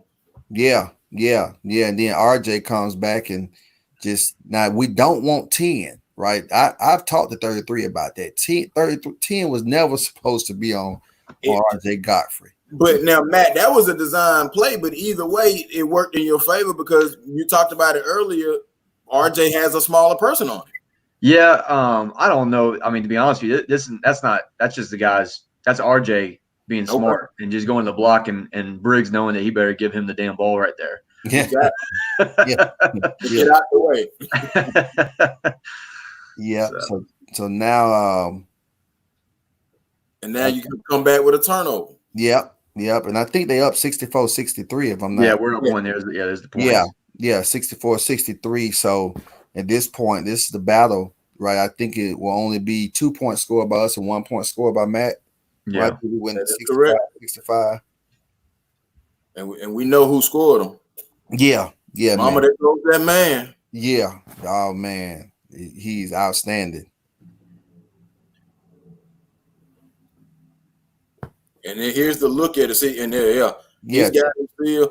Now there's no help comes either. Yeah, that's what I'm saying. 33 was supposed to be on, and 10 was supposed to help. We helped with the smaller guard. 33 is about 6'2", but he's a lot stronger than 10. Being a point guard and a small forward, right? Checking RJ. So 33 is used to guarding Stroud and Youngblood. 10 isn't. So it was a bad switch, and we did it more than once. And RJ noticed it and took advantage of us. He definitely took advantage of that. That's a test to his IQ and Matt's program. Right. So now they up 2. Split the free throw, so it's still a 1 possession game. Right. What are you calling here? Right. So this play, we started the 1-4 set, right? It didn't work, right? So we looked for the Moss to cut back door. It didn't work. So Youngblood is trying to get the ball. Colton said, let me start the play. And so now we going through our zone set. We probably somebody gonna jack up a 3 right here. Okay, Youngblood got on the inside and got fouled. Right. So, Youngblood does a good job of playing without the ball, right? He really moves without the ball. So he moves well without the ball. So, after someone else has the ball, he's gonna cut, right, and get up in his spot, his sweet spots. Yeah, he's moving so much right there. He caused my guys to run into each other. Yeah. RJ's job at that point in the game was to shadow him. With Stroud out of the game, we were like, well, I mean, we're gonna focus on Youngblood, and RJ's a dude that size and athletic wise, he can try to match up with him, and so that was the game plan. But he's still ended up with the ball and got the buckets. So we pressing right here. We balls to the wall, right? We coming with everything we got, right? Got a turnover, but again, missed another layup, right? A number of points in the paint went by the wayside. Yeah, we missed another layup. So I mean, that hurts, right? 3 free throws, 1 free throw by Moss, 2 free throws by Stroud at the end. Then we got a layup being missed right there. Now with 2 free throws by Moss on the foul. So man, that killed us. We had our chances and our opportunities, and that was like an outstanding play Godfrey Ivy made right then, and the referees didn't call it. Some referees you get called it intentional, but like I said, that's a lion right there. I don't know where you gonna hold it, man. I think it's okay to wrap them up in that case because there was no ill intent, correct? Yeah, none at all. I mean, we got to him even before he. Jack, Royal. Okay. Yeah, I mean, go ahead, Jack. I'm going to agree with Royal in this case. Yeah. So and then Royal, it winds up being good for you. He misses both free throws. Yeah, Ivy missed some in crunch time. He missed a few, right? So we started to foul him more at that point, kind of like a hack a shack, right? So there we go. We caught Sammy Moss in the back door. We tried to run that play before, and North Gwinnett did a great job. And I mean, they contested, and we missed it again. So that's again another missed layup or free throw that RJ Godfrey didn't miss, right? That put us in a predicament where the game stayed tied, right? And I like how you're being patient here on this set. Yeah. We tried to come up in the 1-4. Again, Ivy is very disciplined. He stays on the backside, but we got it. Moss is athletic enough. He has to go and dunk that ball, right? He can't lay that ball up with that type of athleticism on the backside. So this Ivy right, and we laying off of him. I'm yelling the Youngblood, get off of him. And then now you got Godfrey about to go to work. Matt, he hasn't shot that, but does he have permission to? Who, Jared? Yes. Yeah, he does. And in other games, he has taken that, especially I was watching, I think it was a region championship, and we were up 15, 16 points, and he's going to jack that when we got a lead. In an overtime game and state tournament, he's not going to pull that. And so, he hit a couple threes this year, but that's not – he knows with the game on line, that's not the look we want. Mm-hmm. So – it's because he had that look in the third quarter and didn't take it. So. Right. So it's 38 seconds left. Right, we want to get the Cameron again, get into the hole. The point guard came on the backside and kind of stole the ball from him. Do you feel you guys are tight, Royal? Yeah, we tight. We got a lot of youth on the court, so this Stroud has been handling the ball the whole game, right? And Stroud's been handling the ball. Now you put the hands. Put the ball in the hands of a very, very young guy, right? So he hadn't had this type of experience, hadn't been in this type of situation. So he doesn't quite. He came to the sideline. I think the coaches were drilling him, and man, his eyes, he wouldn't even blink. I said, "Coach, just leave him alone. He's scared." And I just hugged him. I said, "It'd be all right, young fella." Because he couldn't believe the situation he was in and the mistake he made. And we all know you got to fail to succeed. In the timeout now, it's your possession, Matt. Yeah, I mean, at this point in time, we want to take the last shot. We're under 30 seconds left. I can't remember if I had another timeout or not, but we wanted to get the ball across half court. We knew there'd be some pressure, and the plan would be to set something up. And so you see here, one of the things is we're having to do differently is RJ's taking the ball out. Normally it would be JR taking the ball out, but regardless, we got the ball back to RJ, which is where we wanted it. He did a nice escape dribble right there. And so we're protecting the ball. There, I got my timeout. So a little earlier than I wanted it. I would have preferred to get it around 10 seconds, but with all that pressure and that ball bouncing around and they're all over the place, that's too much chaos. And so I'm burning that joker a little bit quicker. And now you guys got out of bounds. Yeah. In the front court. Yeah, we trying to think what we try to do right here. Yeah, we're trying to enter the ball here to Jared, and you see it's supposed to be a two-man game over there for RJ and Briggs. We didn't get a good screen on Briggs, so they didn't bite on that. And RJ, he's supposed to try to seal in the paint, and he ended up getting the ball at the elbow. And so it's not where we wanted it. We did not execute this very well at all. But But Jared, again, he's patient. He's trying to see what can develop. Royal, what do you defensively here from your team? Well, we weren't going to overplay the down screens, right? As far as the person popping out, we were going to trail the tail, as I call it. And that's what Cameron did defensively. He trailed the tail. So they were open for a curl, but it would not be open to get Godfrey back to the ball. So the kids played a hell of a, defensive scenario in that situation. We trailed the tail. So, it would have been a jump shot, but it would not have been able to get that ball into Godfrey. Now, right now, the kid's trying to rush. The person who takes the ball out will get it back. So that's why Moss running in there trying to get the ball back. It's kind of like a Villanova play when they get that shot to win the championship. So you will see Youngblood push the ball up. We're going to kind of run a curl, right? And then Sammy Moss going to run up, bam, right? We practice those, He had another dribble, though. Yeah, he had one more. Right? And, right. So we got a good look at it, with on 3 or 4 seconds left. Matt, you running. I mean, you in your 6th overtime now. I mean, what are you saying? I mean, at this point, it's just trying to survive. But we wanted to make sure I felt like that if we locked in on defense, we were going to be good. And from the standpoint of I was hoping that we would get some sort of look, just because we had a size advantage still on the court, and so inside. And what's crazy, one point was scored this whole entire 4 minutes, and so that's kind of what ended up happening. Is we wanted to. I think there's a lot of chat about defense in between those overtimes, and that's obviously was the focus. So what's crazy here is we thought there was a miscommunication on our bench. We thought Youngblood had 4 fouls, so we purposely went at him right here, Coach. And you'll see, I don't know if you see it on film, but Jerry, just being Jared, he waves to him. Yeah, bye-bye. Yeah. We thought it was 5 fouls. And so I turned to the coaches. I was like, he's gone. And then all of a sudden they walk over and they're like, no, you see Jared shaking his head because Jared's like, why is he not checking out? Yeah. And so we thought, we were like, dang, man, we were so excited about that play. And I mean, for no reason. Yeah.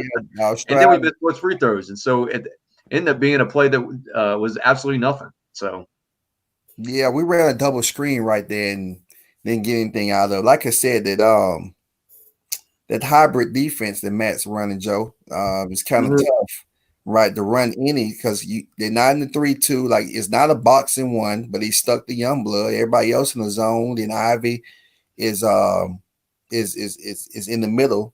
So there's not much you can do, but you can drive it now. You can drive it, but again, our little guards are young. So that's probably the weakest part of our team at that point. Our little guards, 10 and 24, were young, so they weren't going to drive it because they didn't have confidence in finishing it, especially with Jared Ivey being down there. Yeah, you guys mentioned only 1 point was scored. You realize that we played the last 6:07 of overtimes with only that 1 point score. That's crazy. That's absolutely. I mean, it just tells you both teams were being crazy competitive on defense. I mean, they weren't giving up anything. No clean looks. Royal, you're spreading the floor.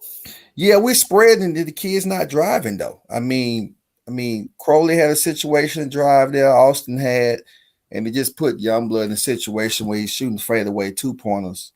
And it's not a great shot, but again, they all got back. We got a turnover. And then, at this point, both well-coached teams, both coaching staffs, I think, are even. The players got to make the play at this point. We can call whatever play we want to. Nobody's giving up any layups in this situation. somebody's gonna have to make a tough shot. Point blank, period. Mm-hmm. Matt, I asked Royal, I'll ask you, did you ever feel you guys were tight? You talking about like we were like panicked, like tight, like we weren't just tight here in the overtime sessions? Yeah, no, I mean I thought we were playing like we should be. I thought the guys were. I mean, they were focusing on game plan. I mean, the game plan right here was RJ, you're in charge of Youngblood. Jared, you're in charge of the front of the rim. You other three figure it out. Rewind that, Joe. Rewind that if you could. I'm gonna tell you what happened right there. Okay.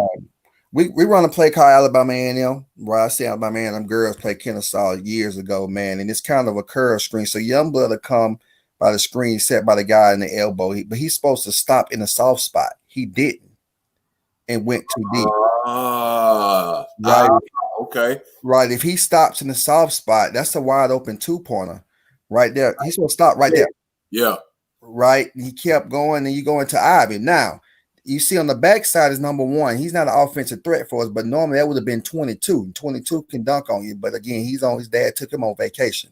So if 22 is there with Youngblood getting the ball, he could have dropped it off to 22, and he did. 22 did against Walton. Crunch time, he came over the top, threw an alley-oop, and he dunked the ball. They kind of broke the game open in the fourth quarter. So, like you said, he caught it too deep. He should have caught it on top of the free throw line, not below it. Yeah. Yep. And then now you put the freshman in the situation, and now we're shooting us a bunch of bad shots at this point.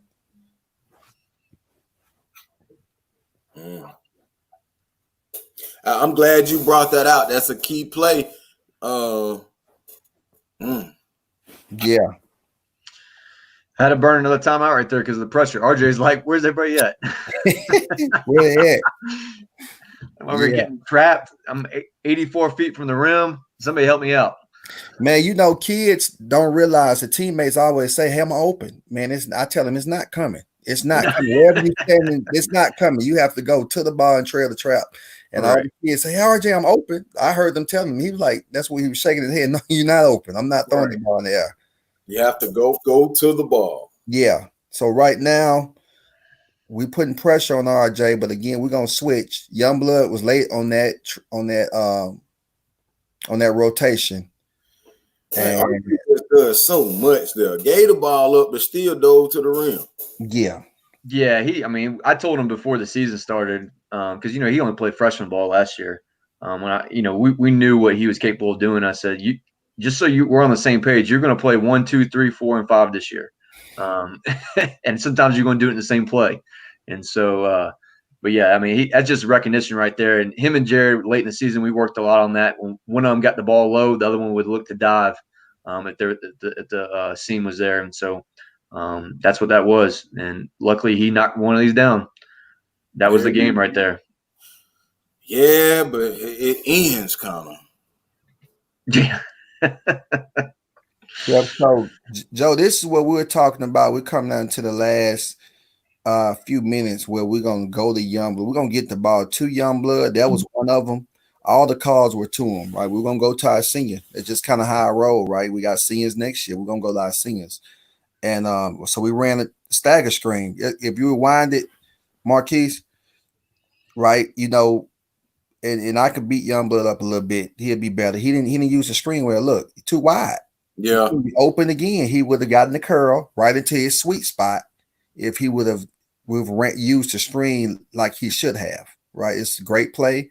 If he would have curled right into that sweet spot right at the free throw line, he would have got a wide open jump shot again, because at that point, Godfrey was able to recover with him going so wide. Yeah, and I hate to say this, but they talk about playing at the high school, college, and the NBA. You got to cut that off, and even in high school, that was too wide for him. Too deep the first time, now too wide on this time. Yeah. So, this stuff he learned though. Amir had the time to drill it into him, and Youngblood's a student of the game. He'll learn it. Oh, travel. Yeah, I think RJ was expecting more contact there than what actually showed up. But was there contact, Jack, that caused the travel? I've watched this play several times.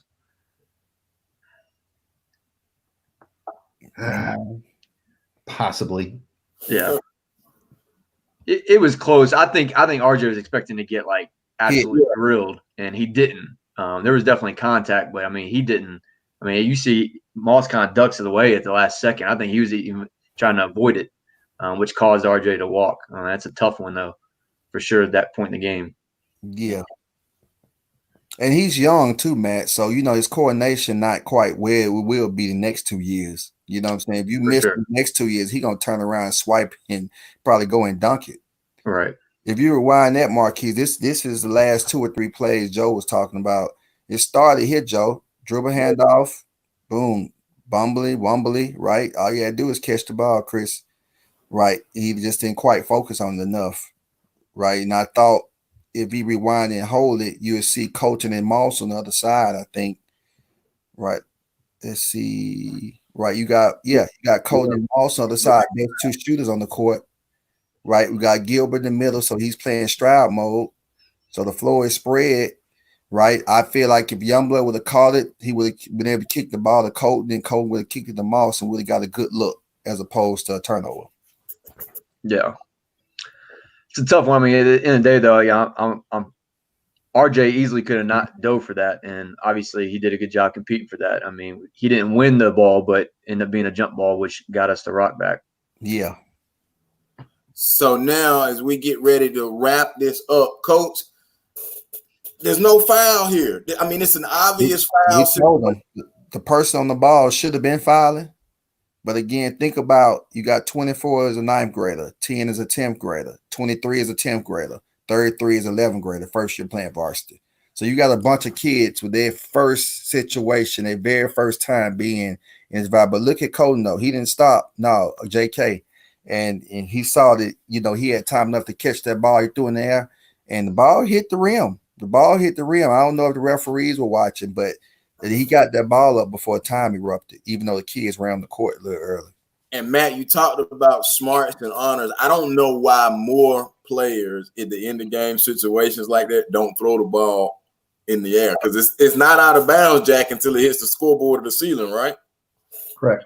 Yeah, I mean, it's a heads-up play by Brendan, but, one of the first things he said to me after the game, he's like, damn, Coach, I threw that way too soon. I was like, yeah, you did. Yeah. And they almost hit something too. And so it was the right play. It wasn't executed. And so, but yeah, he was dribbling around. And to be honest with you, it wasn't one of those things we talked about because we were expecting to get fouled. And so, I didn't think that he was going to have the time to do that. But yeah, he definitely the right play to make, but definitely gave them the last shot, which wasn't ideal. Still a thrilling game. North Gwinnett 66-65. You get to see it inside, and great executions. It's just a great job, and I think that's why we brought Jack in, because this is one of my favorite games to call. There was some touchy calls either way, but Jack, you guys let them play. You let the players decide it, and it wasn't a free throw marathon at the end because there was no need for that. And Roy, I think you did a great job breaking down some of your sets and what you want to see in the execution. And Matt, you did a great job with operating your game plan, even throughout a little spotty foul trouble earlier in the contest. Yeah. I think I want to say hats off to the referees, man, because I'm one of the ones who, I'm actually advocating for the Sweet 16 in Elite A games to be back in neutral territory. Like I think I hit GHSA with it last year at the Gateway Arena, right there, and it's only 3,500 seats or something like that. But anyway, because you get nervous going into home gyms, right? But the referees did a great job letting the kids decide it, and not letting the referees decide the game. So I was hats off to that. Yeah, definitely. Jack and the crew did an awesome job. I thought it was definitely a well-ref game. I think, obviously having a couple stars go out in the game for each team was tough, but I mean, they earned those fouls. There's no doubt about that. But as a hard-fought battle, we played East Coweta over the summer. I don't think Coach was there at that game, but it got a little chippy then, and so I was like, "Oh, this is gonna be fun when we get to Sweet 16," because a chippy summer ball game just shows you that two teams are ready to compete, and then all of a sudden you put it in this type of situation environment, and it was all that it was built up to be. That's for sure. Yeah. An outstanding job. Well, Jack, hey, thank you again for being a great sport, giving us the officials' viewpoint. Royal, even though you were the losing coach, wonderful job of stepping in. Matt, of course, congratulations. Both of you guys are building programs. And we just like to thank you guys for letting us inside. That's what the SUV Coaches Film Room is about. I learned some more about the game despite seeing it live and watching it a couple times. Thank you guys for your time. Yeah, appreciate you having us. Enjoyed it. Joe, thank you, Matt. Coach Maxwell, good to see both y'all. Hey, good seeing you, Jack. Great. And thank you guys for joining us. We'll see you next time. SUVtv Coaches Film Room. Thank you.